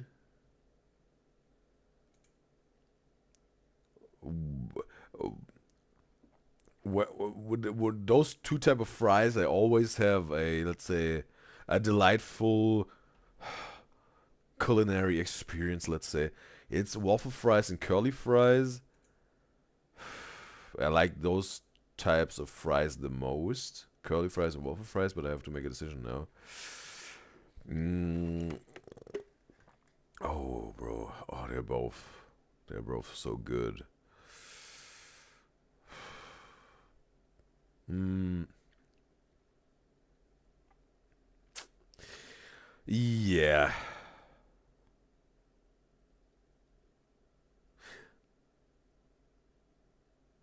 Yeah. I'm gonna go with curly fries because even though they're maybe not that easy to dip them into some sauce, the waffle fries are way easier maybe. And then you can just re dip in and then. But maybe sometimes if the sauce is like the sauce container is pretty small, also you have to eat some things up that it's small enough to dip it in. And the curly fries maybe even then excel, right? Because you just can dip in the like one like the tip of the curl, and then, right, piece by piece. Maybe also, yeah. But it's just, I think it's just both are fun to eat, I think, and also yeah, it's just tasty, delicious. But the curly fries is even more a little bit more fun to eat them, I think. That's why curly fries, I have to say, yeah, that would be my type of French fry here. I will choose those options. And yes, but sweet potato fries can also be good, but depends on the place, how they, yeah, making them right. Normal fries, classic, can also be very tasty. But also depends, bro. Totally depends on the restaurant, on the restaurant, how they're doing those fries, how they're making them, preparing them, cooking them. And yes, what is the worst thing you've ever lied about? Okay.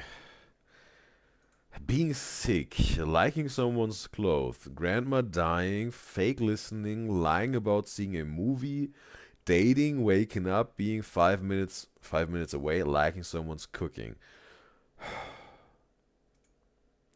Okay. I don't really know what's meant with yeah, lying about waking up. In terms, yeah, like someone's like, hey, you have to wake up, and you're like, yeah, we'll wake up. Give me 5 minutes, and then you go back to sleep. Maybe it's like they mean this with this question. Fake listening. I can't, bro. If I've done this, I can't recall when I've done this, bro. Because listening is so extremely important, bro. And I wasn't like, yeah, I'm listening. Keep talking, and then you don't, whatever, you don't even listen at all. Maybe it happened once or twice, right? Maybe it happened, but it's nothing I can recall at the moment. If there would be something, then I could, yeah, at least make some sense out of it, but I can't even recall where I was fake listening. Like someone's cooking, bro.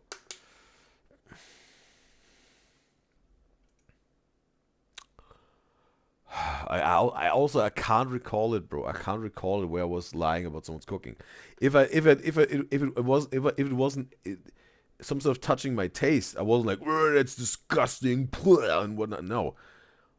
If someone was asking me, hey, how do you like my dish? I would say like, either, hey, I think this and this and this ingredients would make it, would really make it, I think, very, very tasty to me, right? To give some constructive critique, or I would say, it's just not my, it's not touching my taste, right? I just don't like the dish itself, right? But if they made a dish that I normally like, and they just didn't make the way I like it, I would tell them, hey, normally I like this dish, and maybe also you made it in the past like this meal, you cooked it like this, but this time you did something different. I didn't like that. If you do it like this and this, I really like it. If you do it like this, right? Yeah. I would be very clear in such a situation. Dating. Lied about dating. What does this mean, bro? What does this mean? It's... I don't really know what this means, bro. And...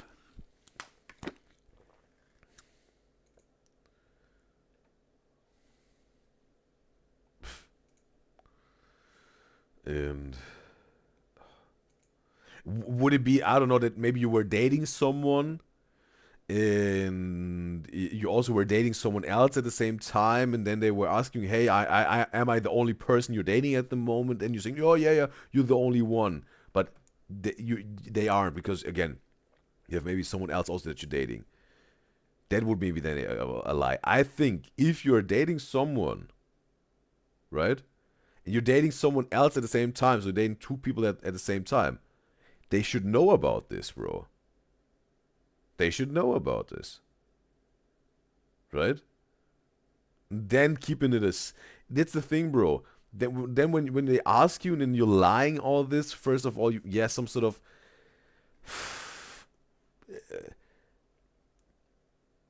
you misusing their trust in you. You maybe ruin then this dating process that you have going on with them. Right?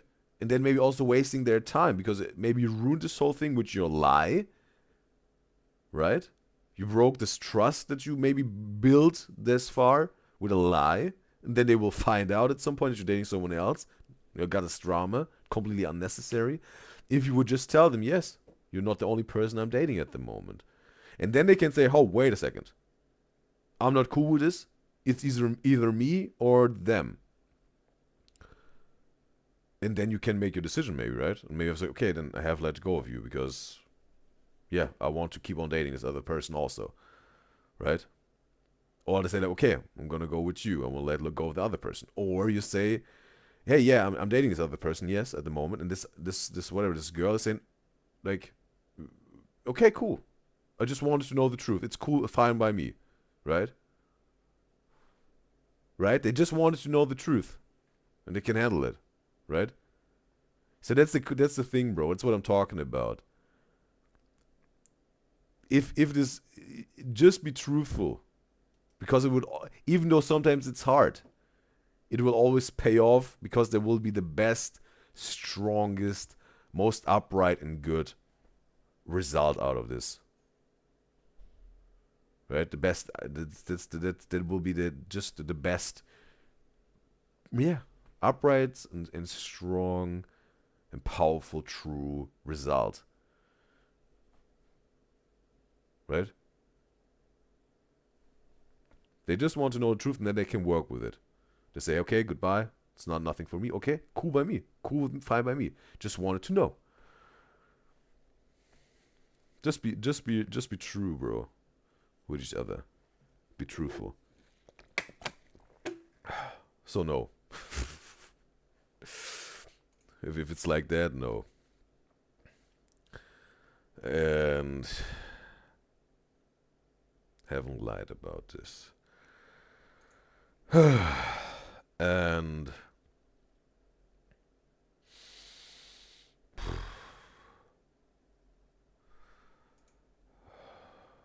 lying about seeing a movie, no. Grandma dying. This also the thing. People that take a fictional death of a person out of their family or friends or just loved ones. Bro, that's so wrong, bro. I think that's so wrong, bro. Just tell the truth what it is, or if you have to lie for whatever reason, just pick something else, bro. And not say your grandma died or whatever, your dog died, even though they didn't die, they're still alive. Right? Or you don't even have a dog, or whatever it is, bro. What happened? Yeah, this is not a good thing, bro. Absolutely not. Also, no. Liking someone's clothes. No, also haven't lied about this. I like to analyze fashion decisions. And if I don't like it, I say, bro, that's not my taste. But if they like it, cool. Right? Whatever works for you the best. Fashion is subjective, Murray. So also no, haven't lied about this.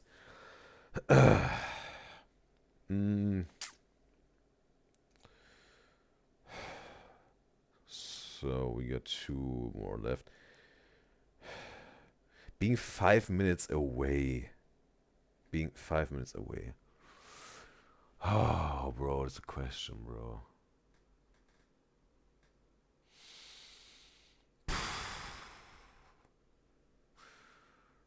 I'm trying to find a moment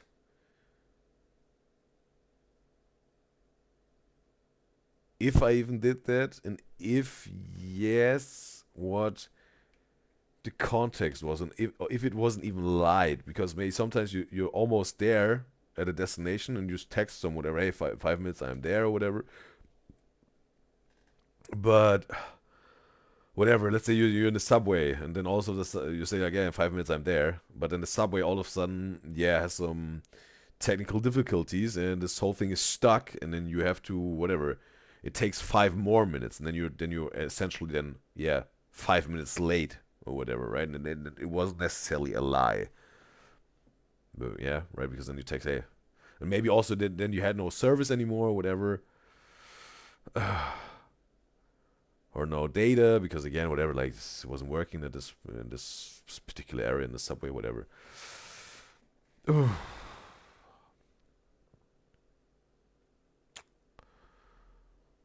what's the question here, bro?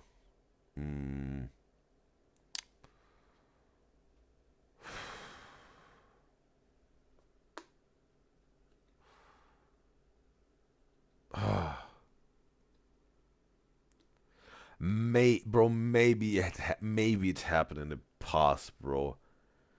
Maybe it happened in the past that I was saying, hey, I'm 5 minutes away, whatever. But then, yeah, whatever, like whatever Google Maps maybe said, like, oh, it's still 10 minutes, but I just were telling them, hey, won't take that much long of a time. Maybe it happened in the past, bro. But yeah, not anymore, really. Because also, as you can see on the Udyzyz show, bro, I want to be as precise also when I make the breaks, right? Like I want to say, hey, 5 minute break or whatever, and I want to be exactly on time, on point, right? And if it's then whatever a minute longer, I want to say like 3 minutes, I will make a 3 minute break, and it's 4 or 5 minutes. I come back like, bro, my mistake. I admit it. I will try to we'll give my best. And next time I will be absolutely precise, right? Because it's really also, yeah, I want to be absolutely punctual, on time. And yeah, on point with what I say, and yeah, that's why. That's maybe like somewhere in the past I did this maybe. So now with being sick, The question is, bro. The question is, it must be some sort of like, maybe they mean it with a question like, but it could be manifold, right? It could be calling in sick for work, or some friends are saying, "Hey, bro, whatever, let's go partying." It's like, "Oh, bro, no, I got a flu, I can't go partying." And even though I don't have the flu, just have no not the vibe for partying, and you don't want to tell them whatever. Or it could be you, yeah, lying to a person that you are sick, that they pay attention to you or whatever. Bro, just like probably people were lying about having sicknesses or whatever, in terms of, yeah, begging for money, right, on the street. There were even whole groups of people that were faking some disabilities or diseases or whatever to look more, let's say, yeah,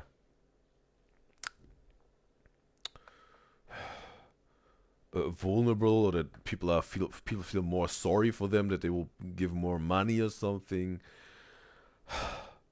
Some, I don't know, also some crazy cases probably where people were, yeah, acting sick in a relationship, that the partner, paid more attention to them and spent more time with them, even though they were, yeah, perfectly fine and healthy.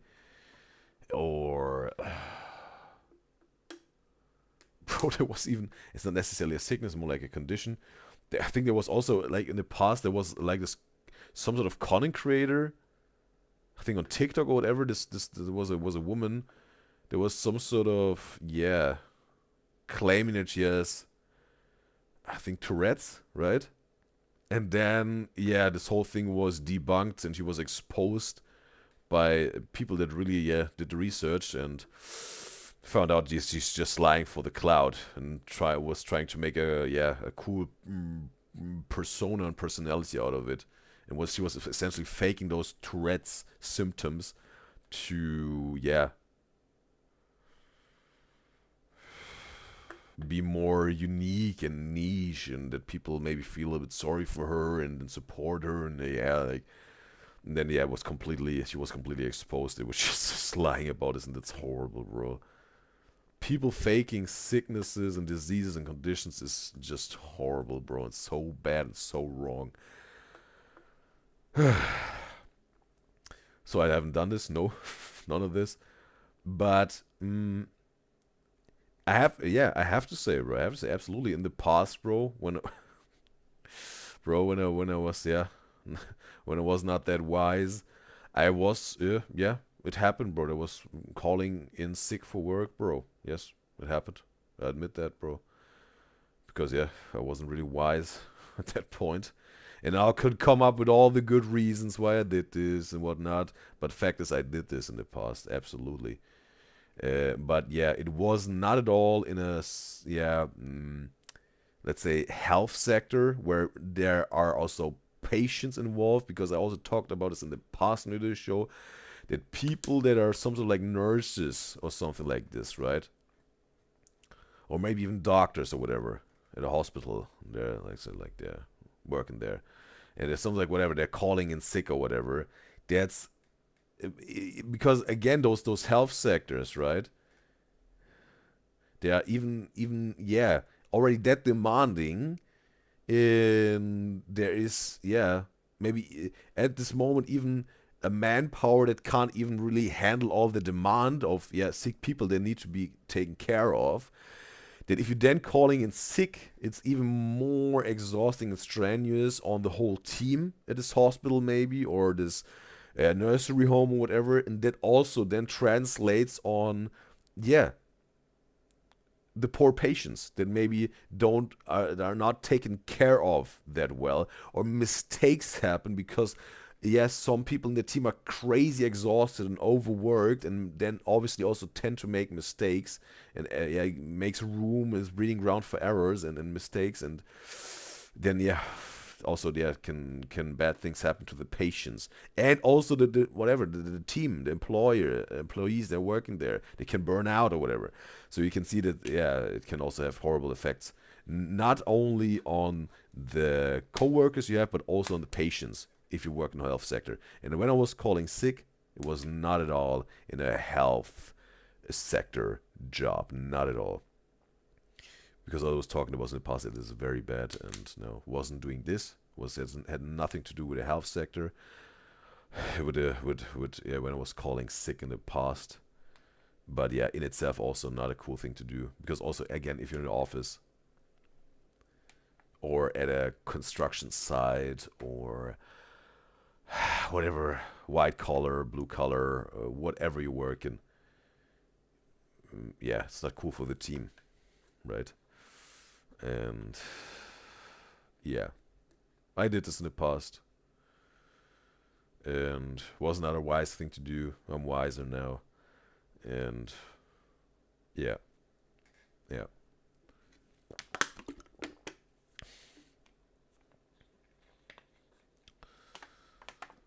But I think yeah, since only this being 5 minutes away, that I can't also really recall anything, any situation where I did this really.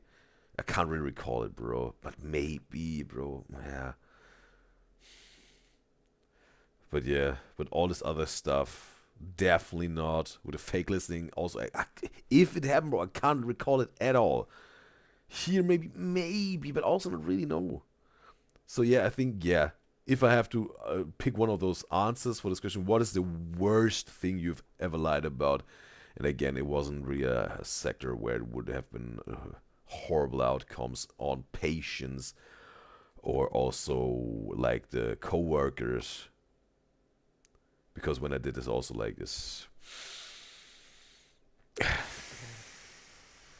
I know for sure, bro. I know for sure when I did this, no one burned out in this company because of the short amount of time or whatever. No, I don't even want to say short amount of time. No, what you know what? No, cut this. I don't. I know no one burned out, and I know it was a short time. No, cut all of this, bro. I don't really know. Those people will know because it's their emotions, it's their stress levels. They have to determine this. I can't speak for them. I don't know this, right?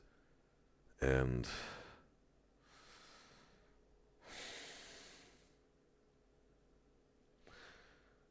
yeah, and then you also have to some sort of determine what's long, what's short, and whatever, bro. I don't want to sugarcoat it at all. I did this. I admit it, bro. I did this in the past. I was calling in sick for work in the past for a job, and again, well, it was when I was not that wise. I'm wiser now, and yes, but yeah,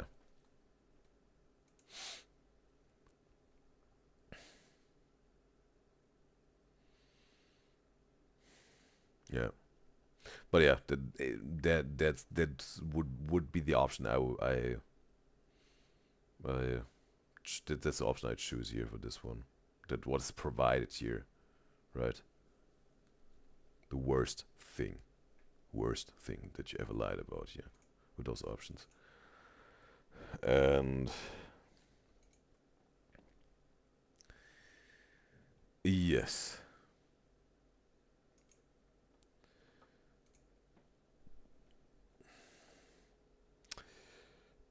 All right, next question. Which sitcom would you best fit into? And all right. But yeah, but also to tell us what being calling in sick for work, just to wrap this up. Again, yeah,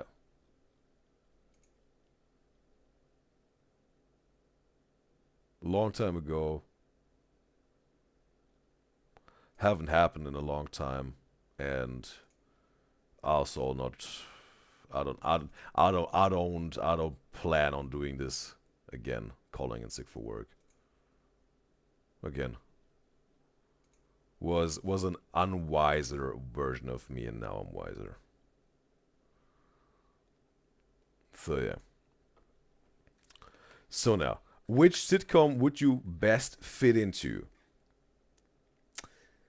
Seinfeld, The Simpsons, A Modern Family, Community, Parks and Recreation, 30 Rock,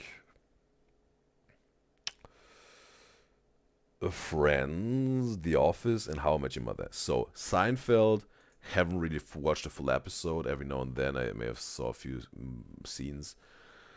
The Simpsons, yeah, bro. I've seen episodes of Simpsons, definitely, but how many seasons are there now? 30 or something like this. Modern Family, bro. Also, I think only have seen a few scenes, not even a full episode of this. Community, have watched a full show. Parks and Recreation, no clue. I don't even know what it is about. 30 Rock, also no idea what it's about. It seems like, yeah, there is this. What is his name again?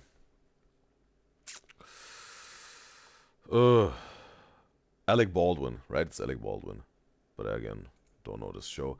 Friends, also haven't watched a single episode. The Office, haven't watched a single episode. How I Met Your Mother, watched the whole show. So the only shows I really can work with is The Simpsons, Community, and How I Met Your Mother. Which sitcom would you fit? Best fit into? Ooh. Wow, with The Simpsons, it's some sort of addressing, yeah, very recent happening, some sort of, right? It's very, yeah, it's cartoon and comedic. Not that often with a lesson. It's like mainly entertainment purposes. Community is some sort of, yeah, it's not like Simpsons, like always the newest, most recent stuff. Can't even provide this because I think it only had like 4 or 5 seasons, right? And then was, yeah, over. And but it's also mostly comedic and entertainment. Maybe a little bit of morals and lessons that are transported a little bit. But How I Met Your Mother, bro, that's like comedic entertainment, love story, but also every single time after every single show has something like a topic or a theme in terms of a lesson to be learned, and it's building up through this whole episode that this comes full circle to a conclusion for this whole life lesson. What is wonderful and so cool, wonderful combination of those, yeah, writers of this show, and also executed by director and actors. So the question is not what I would like to be in. It's like what would you fit best into. Hmm.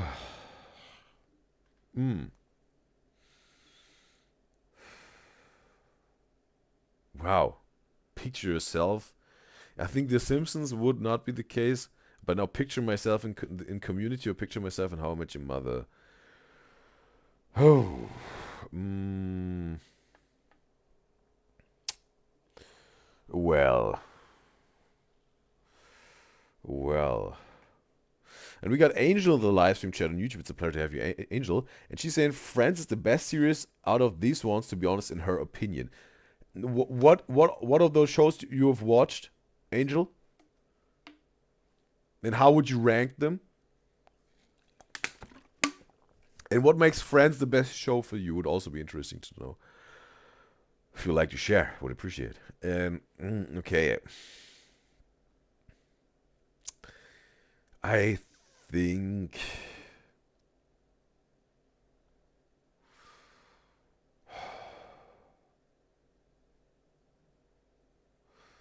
Yeah. Since I like to have fun and laugh and also share some ideas and thoughts, and want to also, yeah, maybe share some lessons and learnings that I've experienced in my life and share them, and maybe provide some value. And sometimes they're also very emotional and touching moments in on the Udyzyz show here, talking about the Udyzyz show here, right? Because that's the most you can work with here. But I also think overall life for me, aside from the Udyzyz show also, but it's like part of my life, obviously the Udyzyz show. Um, it's like, yeah, many folded and has different shades and layers in my life. And with community, it wouldn't do your community wouldn't do justice to my life, I think. And also not How I Met Your Mother maybe would do justice to my life, because I think every person's real true life, their existence is like, that's like superior to everything that fiction ever created, bro. Because that's like the real truth. That's the truth, right? That's the ultimate experience in existence. Like, yeah. But again, I have to choose something that would be fitting the most. Or yeah, I would fit in the most. That's why I would be How I Met Your Mother, because it again has different shades and layers and, yeah, moments and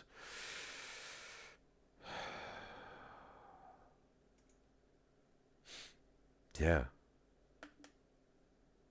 maybe also energies to it, right? And Angel says on YouTube that she watched like half of these, but Friends is nostalgic to her. That's why she's saying okay. And most of it is comedy, but that's why she loves it, like with Friends. Okay, okay. And all right, pick a beautiful word. Okay, yeah, okay, crazy words here.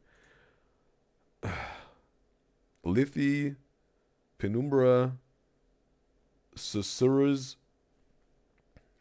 ebullience, illyrophile, diaphanous, pyrrhic, labyrinthy, halcyon. Uh, it's just wild words, bro. The thing is, when I was some sort of, a little bit scrolling through this quiz before I chose to use this one for the Is It This quiz today. I wasn't really, just wanted to find out if this is a, let's say, a potent quiz for the Udyzyz show, because obviously you have to take a close look at it if it even makes sense. And yeah, when I also saw those words, I was like, okay, I have to research those words and to even know what it means, bro. What does, or like, or if there are fictional words or whatever this is, because I don't know. Like, it says like, pick a beautiful word. Does it need to sound beautiful to you, or like the meaning of it needs to be beautiful? Like, well, I'm gonna research this now. Let's start with a lithy. It means thin, supple, and graceful, and then in parentheses, especially of a person's body. Maybe something like, maybe a synonym for petite or whatever, right? Probably. Okay. But it also says here bending, readily, pliant, limber, supple, and flexible. The lithy body of a ballerina. Okay. Okay, maybe someone would call it bamboo, maybe. Lithy, right? Okay. So just maybe doesn't mean flexible, some sort of. Let's check this word. Penumbra. And all right. The partially shaded outer region of the shadow cast by an opaque object. Or another meaning is a peripheral or indeterminate area or group. Okay, it is also used in a sentence. An immense penumbra of theory surrounds any observation. Okay. Maybe even like something like a frame of a certain thing, right? Or like the atmosphere or aura, some people maybe would say, right?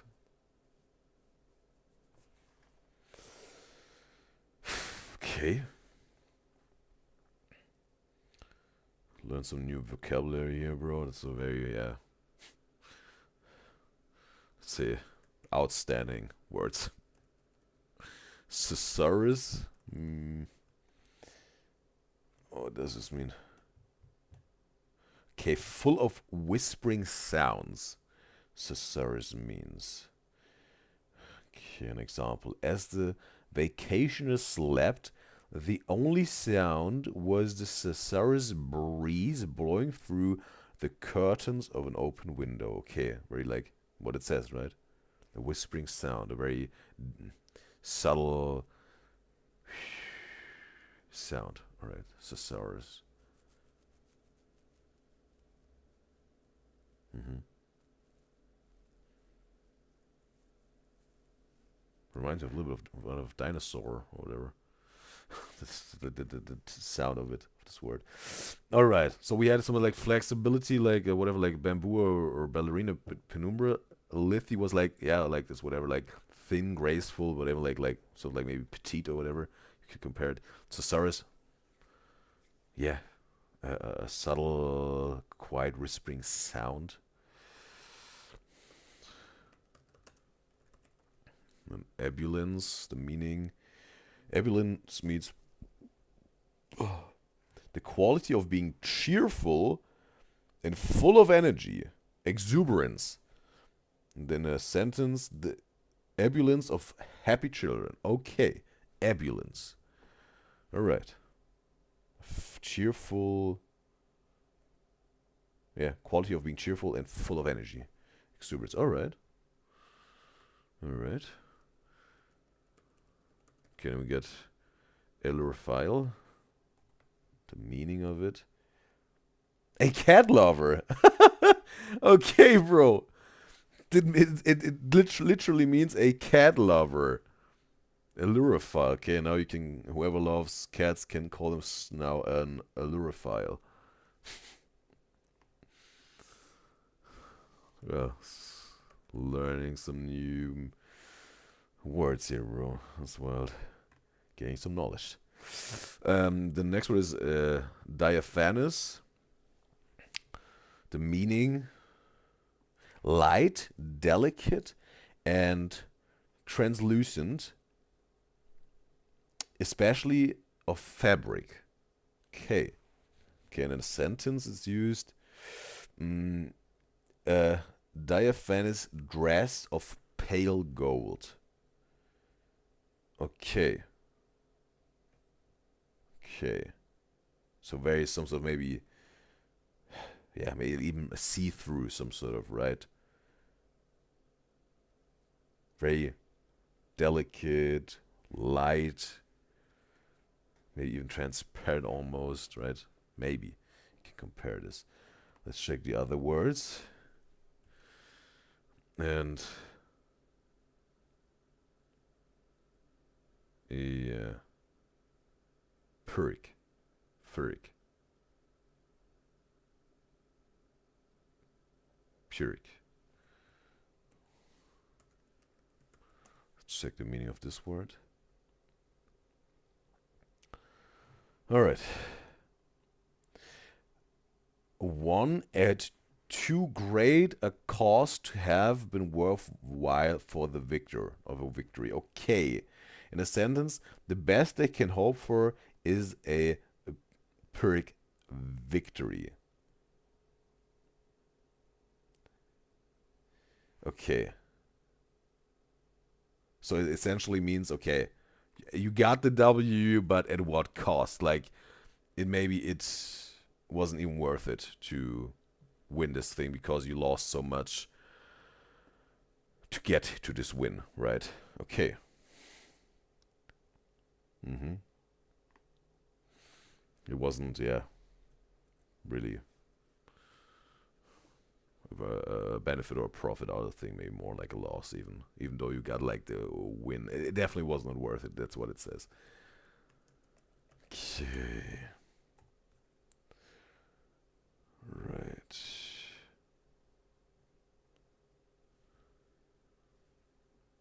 Let's check what this one says here. And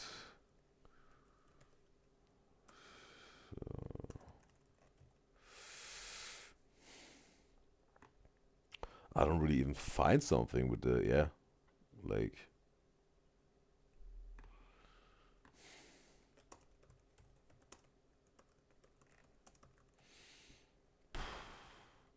I think you can find something with yeah, with a labyrinth, but not labyrinthy at the end, right? It's like essentially like yeah, a complicated, irregular network of passages or paths in which it's difficult to find one's way. A maze, essentially, yeah. It's essentially yeah, a maze, but labyrinthy with the e at the end. That's new to me. The e. Well, and then the last word.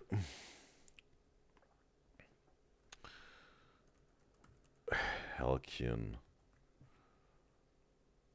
What does it mean? Denoting a period of time in the past that was idyllically happy and peaceful. Maybe, yeah, even some sort of, yeah, good, back in the old days, beautiful nostalgia, whatever, maybe, right? The halcyon days of the mid 1980s when the profits were soaring. That's like used in a sentence, this term. So maybe there would even yeah be a term for Angel's nostalgia she mentioned with having with friends. Maybe it for her would be like the yeah the halcyon days when she was watching Friends for the first time, whatever, right? That's maybe how Angel could use it. And she's saying in the YouTube chat, does anybody even use these words? Because as a foreigner herself, she's saying she never heard these words in her lifetime, never say never. Well, the thing is, those are yeah, probably just very yeah Latin based words. I think that you can use to maybe describe something very specifically, right? In this very old language of Latin, right? And that's why maybe most people don't really use it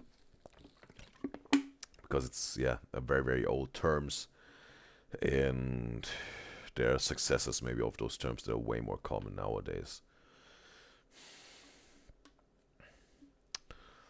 And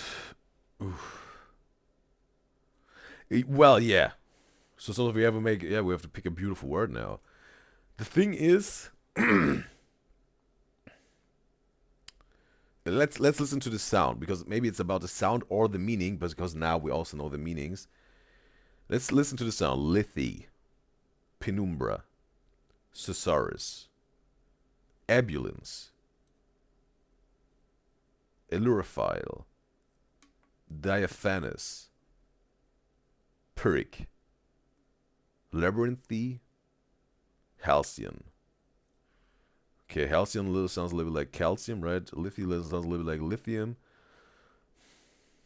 Diaphanous, yeah, no, doesn't really sound good. And Pyrrhic, also not really, bro. Okay, it sounds like a wow. Just notice it sounds like a swear word, bro. Bro, I think I only used yeah bad words here, bad words on the other show. Every single time when it happened extremely rare, and then it was by accident, bro. It was maybe now this one here, right, with the p r hic, right? Like it sounds like this very like calling someone a very rude person, right? You, p, right? That just happened now, but again, absolutely unintentionally, bro. Just notice it. Then with this one Studio Ghibli movie, a title that is Castle in the Sky, and then there's this name in front of the movie of the main character, La, and then Ta, right? Like this Spanish term for a very a very offensive term, very insulting term for a promiscuous woman, right? That I said by accident and just noticed later on after the show, and oh wow, because it was also written together. It was the first time I was reading out this name loud because I haven't watched the movie. I was almost referring to it Castle in the Skies, but it was showed also as the full name of the movie. But yeah, when I was using this for the is this question as an option, and then we had those name puns. Happened twice from you guys and guys that tricked me. And when I was talking about this UFC fighter, Mark Hunt, right? This UFC fighter. And then, yeah, a few of me guys and girls turned Mark into Mike and sent it to the chat. And yeah, sort of tricked me to reading it out loud, and then it made this name pun. Or also, yeah, with a first name Jack, and then yeah, the last name was Mihov, right? Also, yeah, stepped into this trap that was set by me guys and girls. So there was some of maybe a little bit of offensive language. And I almost said the C word, like in terms of the male private parts, right? When I was quoting this one moment of The Usual Suspects in the beginning, this sort of this lineup, right, with those 5 suspects, and the officer let them say some lines to find out who is the criminal, and the victim is present to listen to the voice, right? It was with the give me the keys, you effing wiener sucker, right? I was almost said it was halfway out of my mouth. I said I think the first 2 letters, and then and yeah. But yeah, that was I think because in general we keep the language clean here on the Udyzyz show. Not because I'm a saint or what, no, but I just want to keep it clean on the show, on the Udyzyz show. Yeah. All right. But since we now also know the meaning of those words, I think some sort of from the meaning here,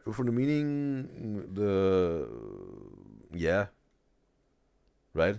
So like the heritage of this word, not only the sound of it, I think is the most beautiful, like ebullience, because again, like this state of being cheerful and very very energetic and exuberant and high spirits, high energy, full of energy.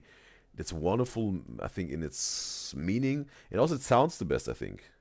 Like ebullience, right? Maybe also almost sounds like ambulance, right? But what does an ambulance do? Okay, right? There's something bad happened, right? But what does the ambulance do? They save people. They save the situation. At least they're trying their best, right? Trying to save lives, heal people, right? Ambulance. Ambulance, right? Ebulance. Ambulance, yeah. Ambulance. Yeah. In itself, an ambulance is something good, right? Because they're there to help to save lives, to get a situation under control again, maybe, if someone is, whatever, breaking down. And fix things. Fix injuries, fix. Yeah. Maybe an accident, some sort of. Again, it's essentially saving lives, healing, doing something good. That's why I made it. The sound is the best, and also the meaning of it here with the being a cheerful, being in a state of cheerfulness or being cheerful, and also full of energy. That's cool. Yeah, that's the word I'm going here with the sound and with the meaning. So, how will you cure your hangover? All right. Sleep. coffee, French fries, powering through, greasy breakfast foods, aspirin, fast food, pickles, question mark, a drink. So yeah, there's this thing, right? You can't have a hangover if you keep on drinking. That's not my approach, bro.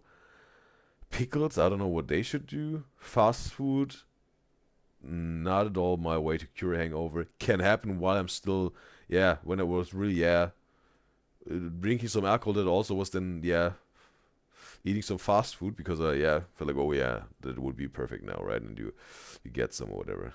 In the past when I was drinking, long time ago, bro. Where I was, hitting the clubs and then drinking. And also, bro, I think probably 50-50 was out there clubbing and in bars with alcohol, like 50%, also 50% completely without alcohol, completely sober. So I can, learn to do both, and it's both absolutely cool, fun, enjoyable, entertaining to me.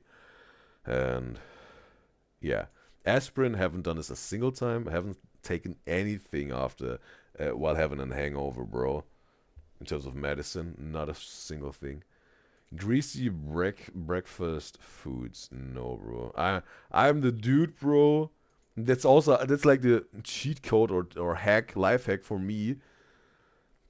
When I came home and drank alcohol, bro, sometimes more, sometimes less, I found out for myself when I really hydrate myself really good, right? I drink maybe a full bottle of water before then going to sleep, and or at least whatever, I normally have those big. I only had this small bottle at hand now, and normally those big bottles, right? Probably 3/4 of it, at least the half of it, but more like 3/4. I drink this whole thing, and then get some rest, sleep, and then also after I wake up, hydrate very well, and that is something like it does a trick for me that the hangover is not even happening, or if it's there, it's very light, and without getting some water in, it would be way more noticeable. So that's like my life hack for curing hangovers. Just hydrate right after you were drinking, before you then go to sleep, and then also the day after, whatever, 24 hours after. Powering through, I don't really know what that means. Then hitting, while you're having a hangover, hitting a hardcore gym session. I don't know, bro. Maybe some running, right? Get some fresh air in your system, or just going for a walk, bro. It can also maybe be very healthy and good for it. But I can't really recall where I was absolutely hungover and then where, going to the gym or working out, bro. I have some hangover stories to share, bro. Maybe at some point I will share them, bro. It was also pretty interesting, I think. French fries, no. That's not how I would cure my hangover. Coffee, also not. I don't want to drink any caffeine nowadays, and also not back then. And definitely also not after a hangover. Sleep. I think since all those options are not at all an option for me, I think sleep is the one. How will you cure your hangover? Sleep plus water. If there would water be an option here, water. But sleep definitely. Yeah. Oh, bro, that's the result, bro. I would be Wonder Woman, bro. All right, bro, that would be the superhero I would be, bro. I would be Wonder Woman. Injustice against the vulnerable people makes you absolutely insane, this quiz is saying. When you read about horrible atrocities being committed against protesters in another country, it makes your blood absolutely boil, which is why you make it a point to set by example, priding yourself on being ahead of the curve on social issues. Wonder Woman. Bro, I don't even really know what Wonder Woman has. Yeah, some sort of powers. I know she has this lasso of truth. If it's hitting someone, they're just telling the truth. That's all I know. What else can she do? I've seen this. I just saw a scene of some of an, I don't know. It wasn't an Avenger a movie, whatever. There was definitely the Jason Momoa as Aquaman, the Flash, and Wonder Woman, I think, present. And Jason Momoa as Aquaman was sitting on the lasso of truth, and all of a sudden was oversharing all this stuff, right? He was saying whatever, like, hey, normally I'm a very sentimental dude, right? And turning to Wonder Woman, yeah, I would totally shag with you, bro. Absolutely, yeah.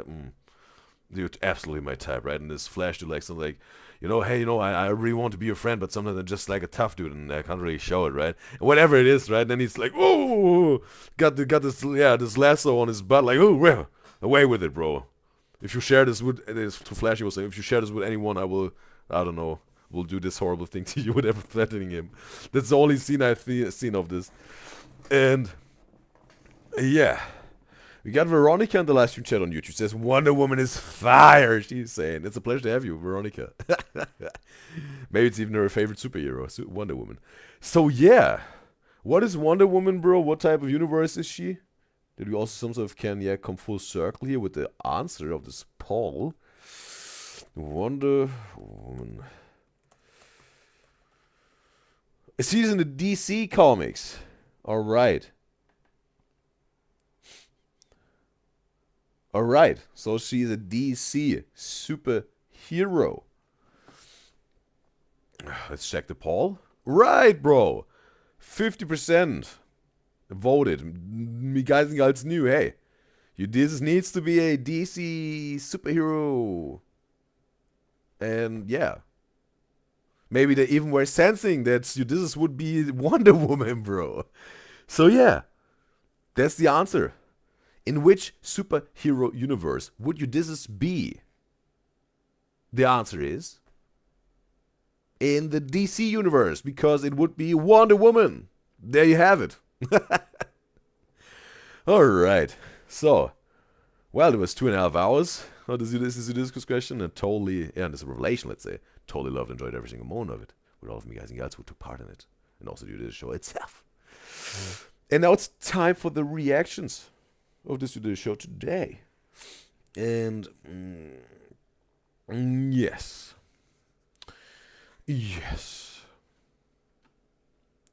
we got the funniest K-pop moments of all time. And this video was recommended by Miguel Manny.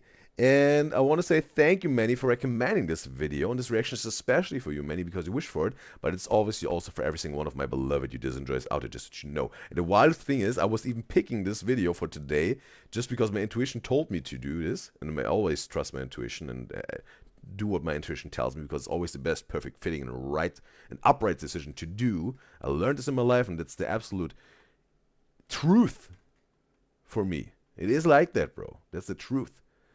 And the funny thing is, I was picking this video, and I didn't even know that some of you guys were recommending this.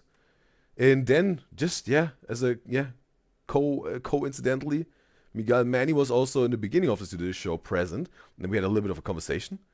And then I just saw, while I was, some sort of checking a comment, I saw like, whoa, she recommended this. And that's why some sort of, Manny maybe sent this recommendation not only via YouTube comment, but also, some sort of mentally towards this show and into my head. Magical. And yes, here we are, right? And it's my YouTube channel, as you can see, also from Zoo Chewy. We reacted to BP Editor already. We reacted to Snowbang. And then also another YouTube channel that I can't recall with K-pop edits or moments. And yes, that's now the 4th channel, which some sort of, given a try. Or let's say reacting just to a funny K-pop moments, meme edits, whatever video of them. So yeah, it's time. Let's hop into some real reactions, because I know that that's what you're all here for. So let's check this out, bro. What the funniest moments of all time in the K-pop world have to offer.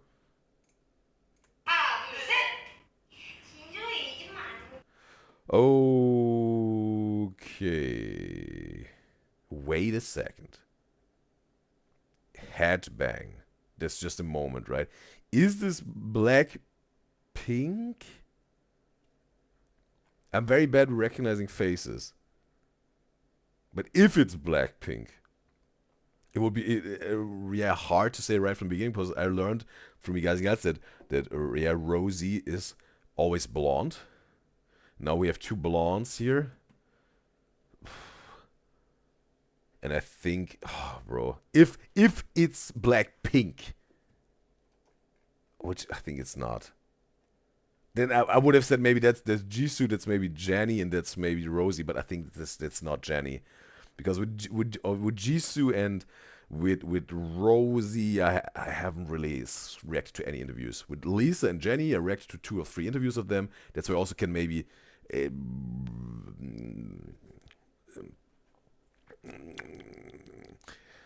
determine them in terms of their energy, and I think that's not Jennie here, so that's not Blackpink. That's not Blackpink. At least it's not Jennie, bro.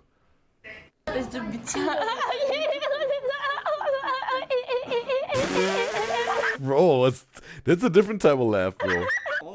Bro, also laugh at the end, bro. The high-pitched one. Dance moves. Almost sound like a seagull, bro. Got a kissy on the cheek. Ooh, he played him.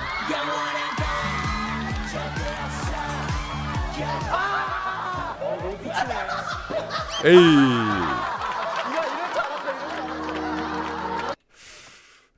And Veronica says, yes, she loves her, but her favorite from, like, she loves Wonder Woman. We had this discourse question. Turns out I would be Wonder Woman if I would be in the DC universe or a superhero universe.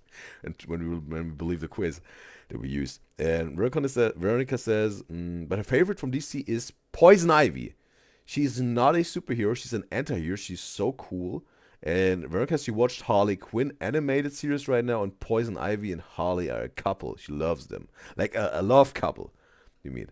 And Poison Ivy, isn't there also this one Batman movie with Arnold Schwarzenegger, and definitely not Christian Bale as Batman? And Poison Ivy is like, Arnold Schwarzenegger is like this ice dude, and she's like trying to destroy the world with him together, and they have this little thing going on. That's Poison Ivy, probably. I don't know that much about superheroes. Veronica says, nope, these girls are from Dreamcatcher. Okay, with the headbang in the beginning. All right. Appreciate Veronica's information. It says she was in K-pop fandom and she know these memes. You know those. Okay. It's very good, because then you can maybe help me out a little bit, Veronica, when I have some questions. You can answer them, maybe. Appreciate. Oh, I've seen this already. Yeah, I've seen this already in another compilation. Bam Bam is not big. Bam Bam. What type of band is this? How you know? Mine. How you know? I'm not big. Shoulders. He's like, try it out. You have to find it out. High shoulders. Hey, he didn't look down. That's Jennie. Oh no, she said. She said. No, she's shocked. Just shocked. Oh, she's in this, yeah.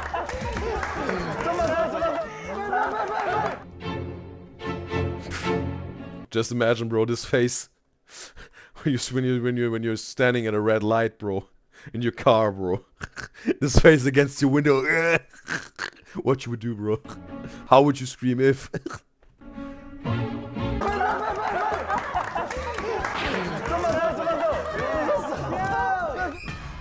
Bro, this dude needs to be careful that he won't suffocate himself, bro.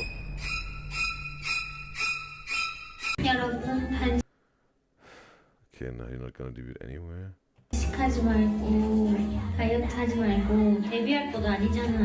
What she was saying? What she was saying? I want to also read the subtitles here, like here. And Michaela says God7. It was with the boys, with Bam Bam. But it's only he's not big or not. Or maybe he's big. He knows, maybe, or someone knows.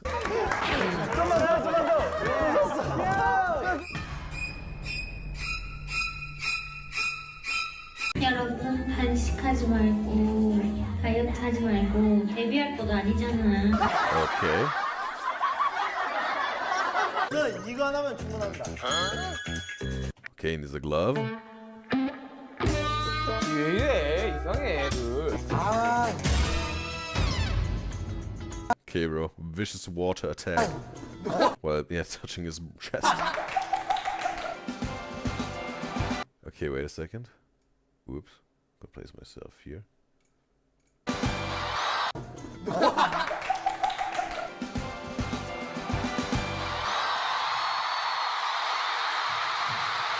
Okay, they may be completely shocked by this amazing performance. Maybe. Queen Car! Oh shit! One time baby, that's a baby. Tell me. Okay, 방금 하자는 말해서 baby. Tell me. We are day 6 and we and you are okay the dishes and I like the misses and the missing in the this okay? Okay. 진짜 하고 싶었던 말을 할게. 백이진. Oh yeah, the baggy jeans right of this K-drama. What's your biggest fear? Death. What's something that most people don't know about you? I'm an angel. Actually, Okay. I'm a hot guy. Tell us your best joke. 수빈이 형 잘생겼어요. If you were stranded on an island and could only bring 3 things with you, what would they be? I'll choose Bear Grylls. ถ้าเสียงเล็ก What? I'm an angel. Actually, Okay. I'm a hot guy. Tell us your best joke. 수빈이 형 잘생겼어요. If you were stranded on an island and could only bring 3 things with you, what would they be? I'll choose Bear Grylls. Yeah, if he would be a thing, would be the best thing to choose, obviously, right? If he would be a thing. ถ้าเสียงเล็ก Okay. อวัยวะเพศจะใหญ่ Okay, maybe you want to read those subtitles here, bro. อันนี้จริงไหม I'll choose Bear Grylls. ถ้าเสียงเล็ก You know, bro. You already know this dude will now hit a high note, as high as he can. อวัยวะเพศจะใหญ่ อันนี้จริงไหม คือเอาจริงผมก็อยู่บ้านนะครับผม Okay, bro. This dude needs to be massive down there. ดู YouTube ไปเรื่อยๆเนาะแล้วแบบเฮ้ยมันเป็นแบบว่าคลิปที่แบบน่าสนใจมากผมก็เลยดูของตัวเองก็แบบ Okay, more subtitles here. โอ้เพิ่งรู้ว่าตัวเองเสียงเล็กมากสนใจมากผมก็เลยดูของตัวเองก็แบบโอ้เพิ่งรู้ว่าตัวเองเสียงเล็กมากเลยผมว่ามันเป็นการวิจัยที่สำคัญกับผู้ชายมากๆเลยครับ She was trying to hold it in so bad, bro. And Veronica says in the YouTube chat, no, this girl is one young from Ivy, not Jenny. Oh, the one who tripped and fell, then... Okay, bro. Did I also say this last time, bro, when I thought it was Jenny?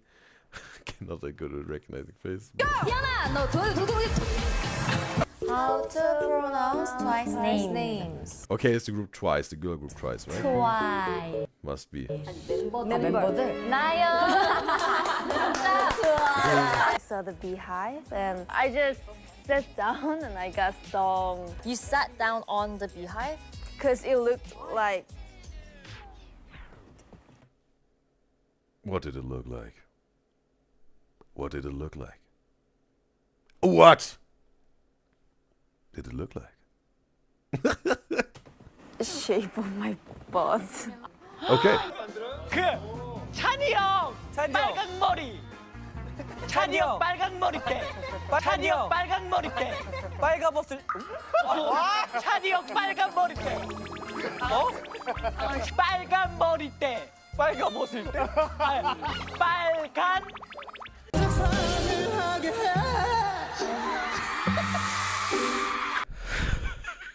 The amount of pain in his face, bro.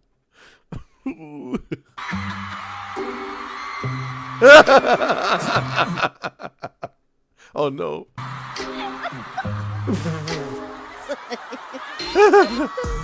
왜 나왔어요? 홍보하려고 왔죠. 아, 그쵸. 나는 안 보러 왔어? 홍보하려고.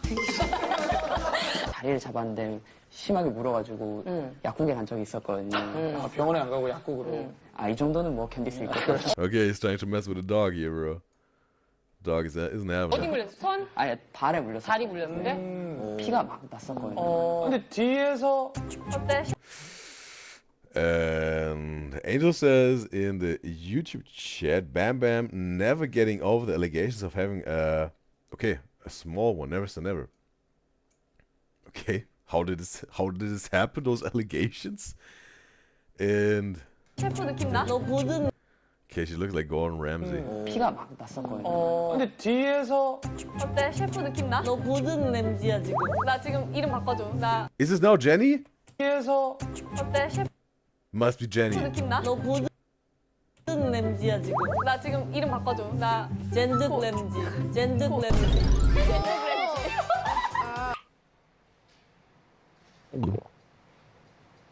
언니는 심장이 너무 뜨거워. Oh yeah, I also reacted to this one. We reacted to this moment in some sort of a compilation. They had something like this romantic dinner, and they were talking about they were in love with each other or something like this, right? Okay, seems like she's gonna do an ego faces depending on the title. 언니는 심장이 너무 뜨거워. 나 한 입만 주면 내가 할 것 같은데. 알려줘 안 돼? 왜 이렇게 잘해? Oh wait a second! It's not the ahigo with the eyes rolling up thing or whatever. It's a cutesy. It's a term for cutesy stuff in Korean, right? Aigyo. 죄송한데 저희 의견 아직 안 끝났어요. 근데 더 하면 안 될 것 같아. 아니 이거만 봐줘. 딱 좋았어. 야, 이거만 한번 봐줘. 알았어. There's more to perform. 한입 주면 안 돼? And Veronica's, it was Jenny, right? With the Gen Z Ramsey, all right.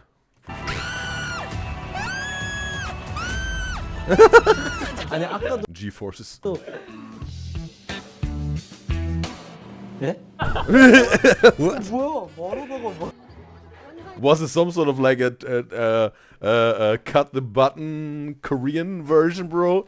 Those two dudes that some of those speaking through a microphone maybe to his ear, or like 20v1 Sideman version, but Korean edition. 아니 아까도 예? 뭐야? 뭐라고 뭐? 음방에서 1위하면 그때 또 한번 나오나이? Okay, bro, wait a second. I'm trying to position myself here. You can maybe also read the subtitles. 음방에서 1위하면 그때 또 한번 나오나이? 싫어요. Ooh, she's good. He's a seal.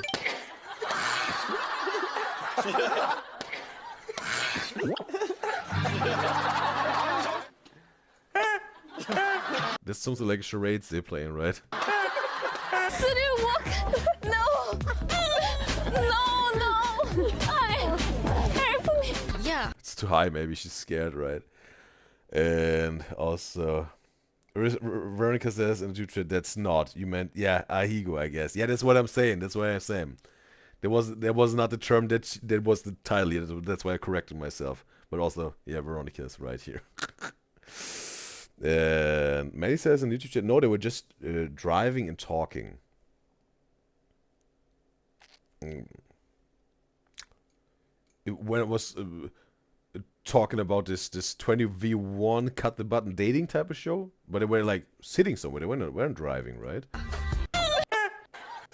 그때 또 like here, right? They're having some sort of conversation, sitting somewhere. No. Help me. Yeah. I like girls. Generation.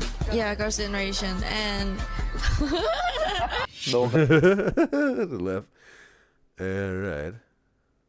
Okay, got 7 members here. So about this band again. 야한 동영상을 마지막으로 본 때가 언제야? 오, 나 이건 진짜 난 당당한데? 나 이거 그 Oh, the host. All right. 적인가? 아니 그저 What was the answer? 이상한데? 나 이거 그저께인가? 아니 그저께인가 그저께였는데? 아 이 정도면 괜찮지 않았어? 완전 괜찮지. 장훈아. 유겸아. 谢谢。大家好，我是陆信在， Also, it's 请多 correct 多 this 关 already. 心吧。 I want to listen to the song that's playing in the background. yeah. 괜찮지. 장훈아. 유겸아. 谢谢。大家好，我是陆信在，请多多关。 What the song is playing in the background? I think I heard this song. I would need to hear more of that. Is this even I'm Not Leaving Without You by Jennifer Hudson? The instrumental? 关心吧。大家好，我是陆信在，请多多关心吧。 Right? I think it's that one. It's this one.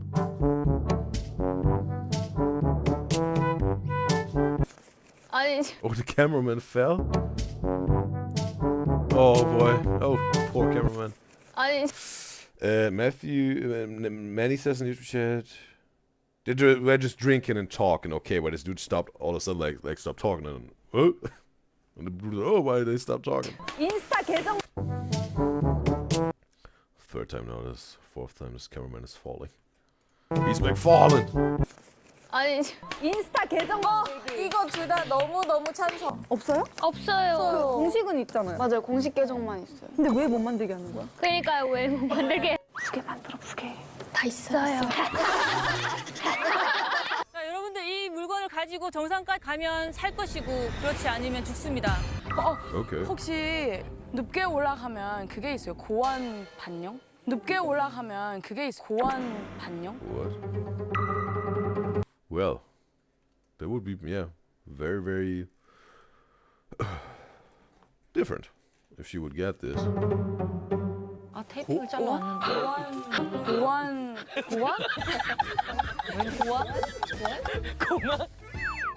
공황장애? 공황장애. 자 이해를 못했습니다. 조교님. Sneaked in a kiss on the cheek. Okay, bro, she's just running away, bro. I thought already she was running to the ocean now, bro. He couldn't handle it.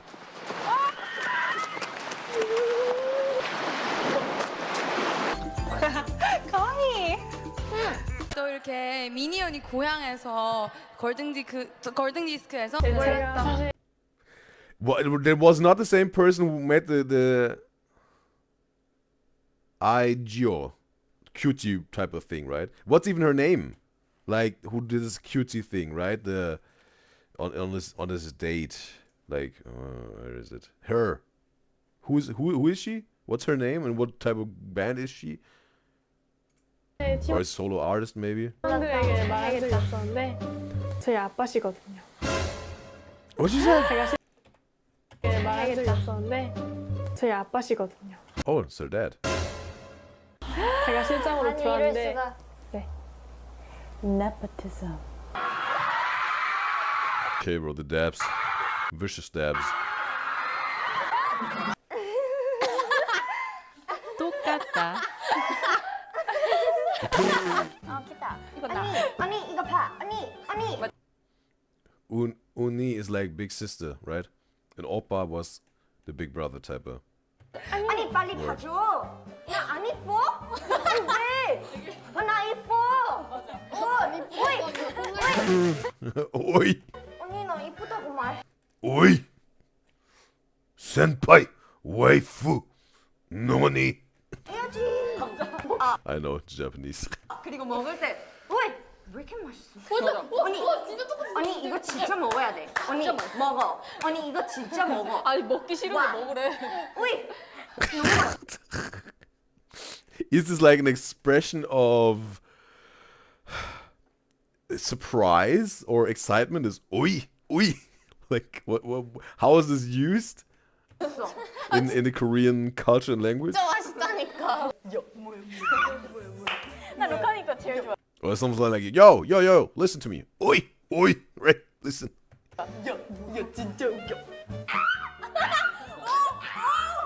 누나 Well, she had a lot of stuff to impersonate. And Angel says she's a soloist called Somi. Like on this with the red background, this type of dinner date she had, like with the cutesy Aijo. Cutesy thing. Oops. 뭐? 손잡아도 돼요? What is it? 누나. 뭐? 손잡아도 돼요? 아니. 아, 네. 나 스킨십 싫어해. I don't like skinship. 그럼 뭐 좋아해요? 나? 난 누워. What he said? 아, 네. 나 스킨십 싫어해. I don't like skinship. 그럼 뭐 좋아해요? 나? 난 누워 있는 게 제일 좋아. 저랑 같이 누워 있을래? 아니. 떨어져. Oh, okay, they got those, yeah. Those ice cream dudes that are tricking you with the ice cream cone. 잡았는데 사기 아이스크림. 잡으면 많이 줄까? 잡으면 많이 안 주세요. Got defeated. Angry. 야, 녹는다 아이스크림, 녹아 아이스크림. Bro, I bet you have to attend some courses, bro, to be that good, bro, to trick the people with the ice cream cone.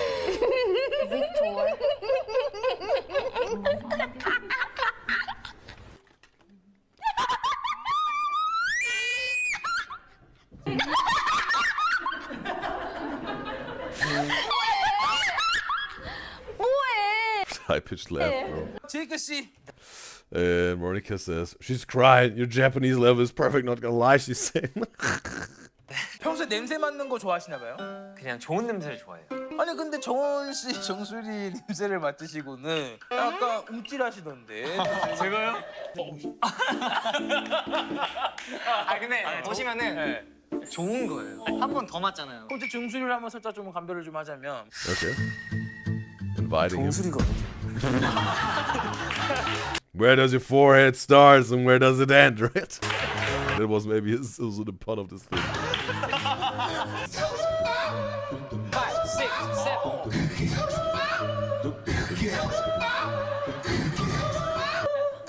Wait a second. Yes, I've seen also bits of this in this classroom, right? With this dude and also the one who was also like this dude was staring down the other dude while he was saying something that got into some trouble or whatever, right? Or at least was just looking like a car accident, like, okay, bro. I'll just let it happen.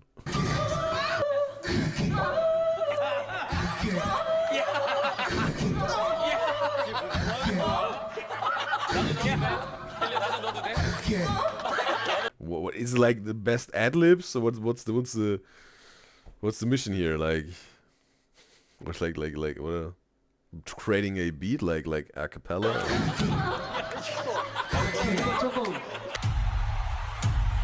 Okay, just drop that. Really defeated her. Alright, it's over. Well, it's over. Yeah. Hey. That was interesting. I learned a few more things about K-pop and Korean culture. It was entertaining, and therefore I want to give you this like. Zoo Chewy. There you go. All right. Now we get to the next reaction and the last reaction of today. We got Amelia de Moldenberg and Billie Eilish on the chicken show update. It's time. Let's hop into some real reactions because I know that that's what you're all here for. So let's check this out. The very first time that I have some sort of like a really solo interview, at least some sort of with Billie Eilish. Reacted to the Quantum Blackwell, Go Talk with Billie Eilish. But no, very first time with her. Let's check this out. I got you vegan chicken nuggets and chips for your lunch. I heard. She's vegan. Is Billie Eilish vegan? Because I'm not available on the menu yet. Damn, I was really hoping that it could be you. Hey, okay, they already have a vibe here, bro. It's maybe the most romantic chicken shop date I've ever seen so far. Let's see.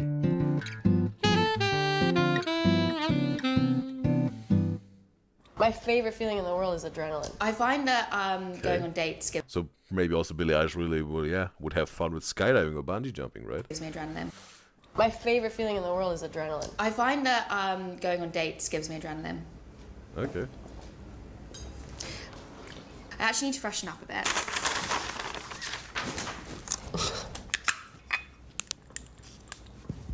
Okay, what type of perfume is this? Wow, she's taking a bath in this. Awesome. Oh, good. Is this turning you on right now? Like that. I'm wearing a purple. Yeah. Yeah. It's quite. Actually, It's backwards. Oh, sorry. It's like an upper body, like mannequin type of a woman, right? This Yeah, with some boobs. you? No. It's you. No, my boobs aren't that big. They're pretty small. Billy was like, really? Really? I have to check this maybe. Let me inspect this. Yeah, they are. They're nice. Well, I like them. I'm happy. I like them too. Straightforward. Is smell a big thing for you? Kinda number one. Okay, in terms of maybe when dating. Yeah, you sometimes have to be able to, yeah, to smell someone, right? If the smell is just disgusting to you, you can't really have them around you. But the thing is also, bro, sometimes, right? Sometimes we got DH in the live stream chat on YouTube. It's a pleasure to have you, DH. And she says it's Billy's perfume. Okay, that was her brand. Maybe. With this yeah, with this upper body. Alright, interesting. Didn't know that. And also Veronica says, yes, chicken shop date with Billy, she's saying. And also, yeah, I also want to say this video was recommended by Miguel Lina, and she said it's very funny.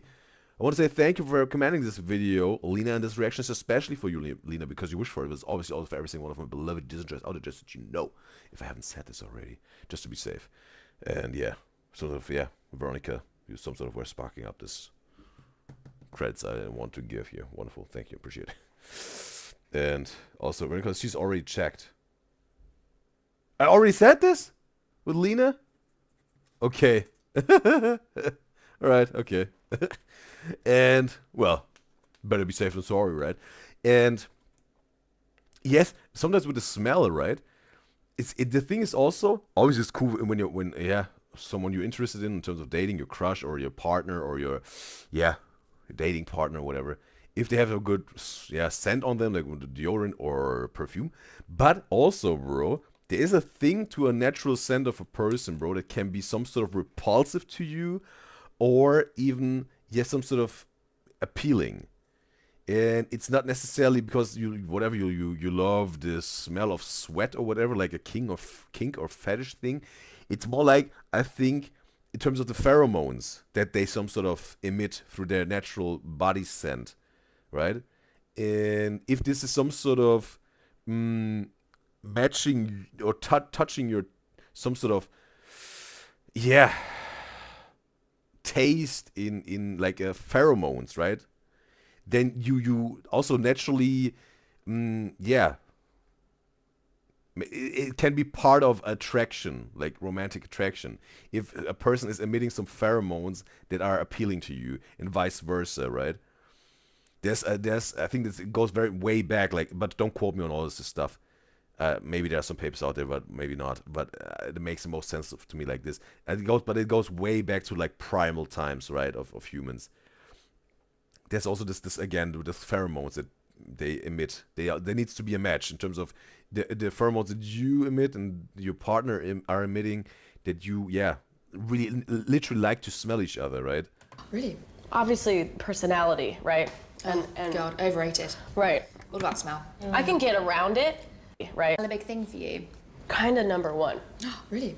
Obviously personality, right? And God, overrated. Right. What about overrated? Smell. I can get around it, but I'm definitely like, that's the first thing that I notice. And I have a very like strong nose.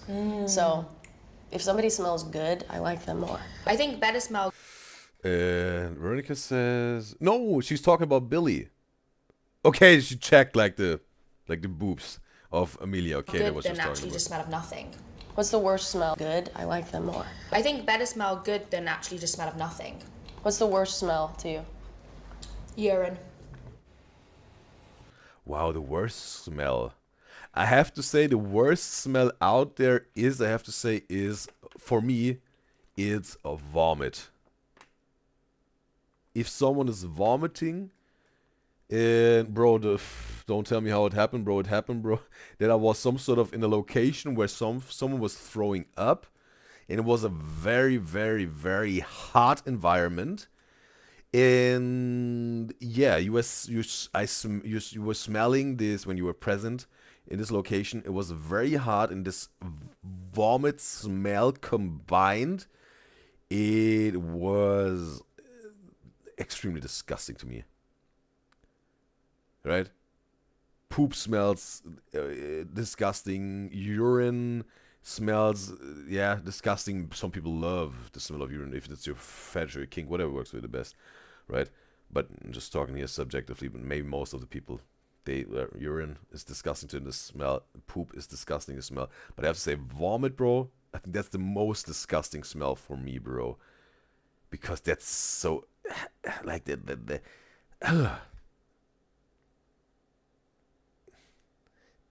If some people have this thing, when they see someone throwing up, it makes them gag themselves that they have to throw up. Not the case for me.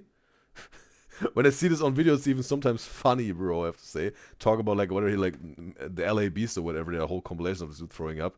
It's just funny, bro. But the smell, bro. The smell of vomits, yeah. That can really... If someone would make me gag in terms of throwing up, in terms of a smell, it would be definitely vomit itself. Thrown up. Stomach acids of a human being done with some leftover foods and whatever. This smell, then if it's a heated location, like, no, bro, I'm out.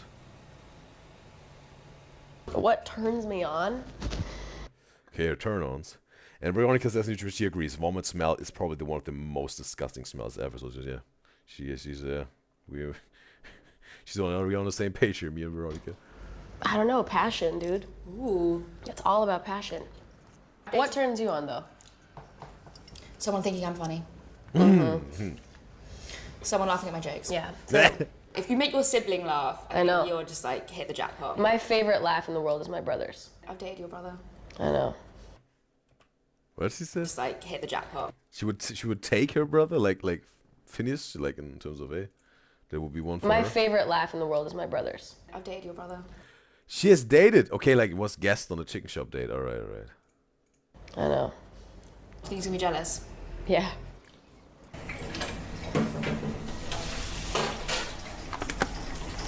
What kind of a person is like your dream to date? What do you mean apart from you? You don't want to date me. Why not? Because you're busy. Yeah.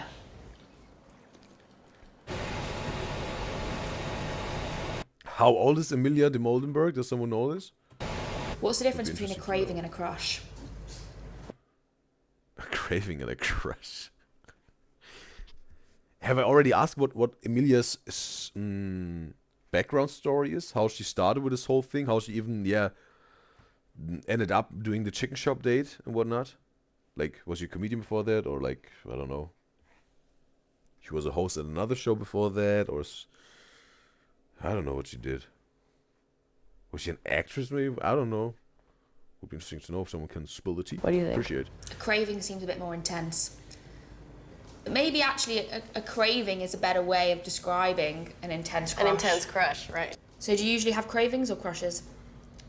I become insane when I have a crush. Oh, fun. Oh yes, one of my beloved Disney joys also told me she had a very, very, very heavy, strong crush on Justin Bieber, right? In their teenage years or something. Then for 3 years, and then she finally met him, and he was surprising her with I think there was a costume on or a mask, and she was in shock, panicking maybe even, but very silently inside of her. And they went talking for 10 minutes or something like this. Or at least she wasn't able to say a word. And Justin was patiently waiting for her to, get a footing in this very maybe some sort of wonderful situation, but at the same time crazy stressing her out situation that he wasn't able to handle it maybe. At least that was me guys told me how I understood it. I get absolutely insane. Insane in the membrane. A little bit, yeah.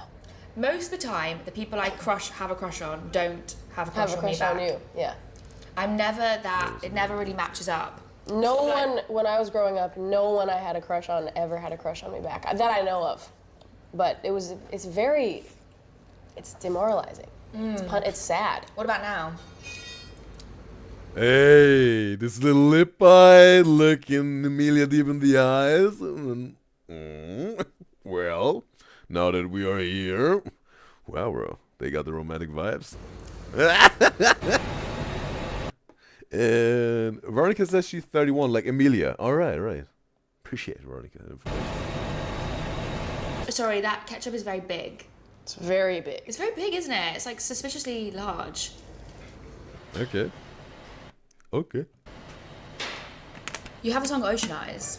I do. But I would say you have very flirtatious eyes. Yeah? Yeah. I think it's because they're so big. Thank you. What about them do you think? Just because they're big? I think it's because they're big, but then they also come with a smile. And then it sort of adds to this sort of thing that's going on. It's quite mesmerising, actually. Thank you. Your eyes. So. You're pretty mesmerising. Oh, thanks. Yeah. So, your glasses, are they real? No. Making me nervous. Really? No, not really. Not really. She's used to this, bro. How many dates she already had in this chicken shop, bro? Same old, bro. She has been around the block. Making me nervous. Really? No, not really. I was trying to flirt. If you were an ice cream cone, would you prefer to be licked or bitten? Wait. Interesting question, right? Sounds so trivial, but if you would be an ice cream cone, would you like to be licked or bitten? I think it would be way less painful if you would be an ice cream if someone would lick you, right? If someone would bite you, right? It would be more. It would be just way more tender, right? Essentially, they would eat you. They would some sort of eat you up and devour you. That's like that you're destined to face some sort of being an ice cream. But the way could be a very aggressive and painful way, like right, or they're just licking you in a very tender way. You would some sort of be eaten in a very tender way. I would like to be eaten in a tender way. In a painful way, bro. The cone or the ice cream? Sorry, the ice cream. Because I don't think you lick the cone. No. The ice cream, though. Yeah, the ice cream. Licked? Okay, yeah. Well, what do we mean? Second guessing here. If I was really actually ice cream? Yeah, if you were ice cream, if you were ice cream. It's not a metaphor. No, it's not a metaphor. I think, like, you mostly lick it, but then occasionally a little bite here and there. She wants the best of both worlds. Anyone? Wouldn't hurt anyone. It's an interesting question, bro. This is a fun question to ask, bro. What Emilia dropped here. And Veronica says in the YouTube chat, Emilia is a journalist and her first chicken shop date was in 2014 with the rapper Gats. Veronica says she took it from Google. And it's a college project, kind of. Cool. That's cool, bro. Very cool, bro. Right? That even her college project turned out to be the absolute big hit as, a journalist. And then interviewing, the biggest stars. Yeah, on the planet. At the moment, some sort of. At least when it comes to... Yeah, right? Like they have Billie Eilish, Jenny, they're so big. And some of you guys said, there's Andrew Garfield. This dude's also very big, right? In Hollywood, like musicians, actors, and I mean, probably it could also be even maybe more legendary people, right? But I don't know, maybe Robert De Niro or whatever. It could be there, right? Well, Leonardo DiCaprio or like legendary people, right? I don't know, in terms of like in entertainment business, right? But still, bro, Jenny and Billie Eilish, very big artists, bro. Do you have any advice for dealing with bad guys? What do you mean? Villains, evil people, or just, you know, shitty guys? Well, there are two ways, right? Some people say kill him with kindness. And one person says, what's David Goggins? Torture them with success. Make your choice. I mean, it depends. Do we like them? Do we like them but they're bad? Or do we hate them and they're bad? You know what I mean? Look, to be honest, I just wanted to use your song lyric. Okay, but in I a was trying to question. turn it wasn't into... meant to be this I was difficult. Wait a second, what? I mean, it depends. Do we like them? Villains. Any advice for dealing with bad guys? Okay, because of the song. I'm the bad guy. Okay. What do you mean? Villains, evil people, or just, you know, shitty guys. I mean, it depends. Do we like them? Do we like them but they're bad? Or do we hate them and they're bad? You know what I mean? Look, to be honest, I just wanted to use your song lyric. Okay, but in I a was trying to question. turn it wasn't into... meant to be this I was difficult. turning it You were into... just meant to go, I don't know, don't reply to their text. Right. Sometimes maybe guys and girls feel like this, right? When we're having a conversation. You just always have to make it this deep, right? You also always have this question, what's to know the details? Bro, I love some good details. Okay, but sometimes it's fun to be messing around with And also understand this whole thing, right? bad. But sometimes it's fun to be messing around with a bad. Yeah, it is, but then it just never works out, does it? No. And then you also sort of get, it's quite exhausting. What did you say? Sometimes it's fun to be messing around with a bad. Yeah, it is, but then it just never works out, does it? No. Never said no, bro. And then you also sort of get, it's quite exhausting. It's very and exhausting. then they make you feel like shit. And sometimes it actually takes a long time to go over that. I know. And then sometimes that feeling then comes up in your next relationships. I know. And then really you'll think, well, Okay, and now she's going really deep with it, right? Like Amelia. this guy that I actually Mirroring it, maybe even. only dated for a short amount of time has really just caused me a lot of pain. So really, I don't think the bad guys, just we should not even look at them for a short amount of relationships. I know. And then really you'll think, well, this guy that I actually only dated for a short amount of time has really just caused me a lot of pain. So really, I don't think the bad guys, just we should not even look them in the eyes. Well, you just answered your own question. Thanks. Case closed. Veronica says she loves their dynamic, yeah, like with Billie Eilish and Amelia. And it's just, yes, it's really cool. Yeah, what she made out of her college project, like Amelia. Very mentionable, bro. So would you ever move to London? No. No. Yeah. Well, yeah, sure. I used to say that I wanted to live here someday. Okay. Do you have a favourite ad-lib that you've done on a track? I really like the ad-libs that I did on a new song of mine called Wildflower. On the second verse, thanks. And do you always ad-lib when you're recording with like every song you're recording? It's kind of the last step. Like I do all the vocals, I do everything, and then I do a bunch of ad-lib tracks, and then I choose whatever I like.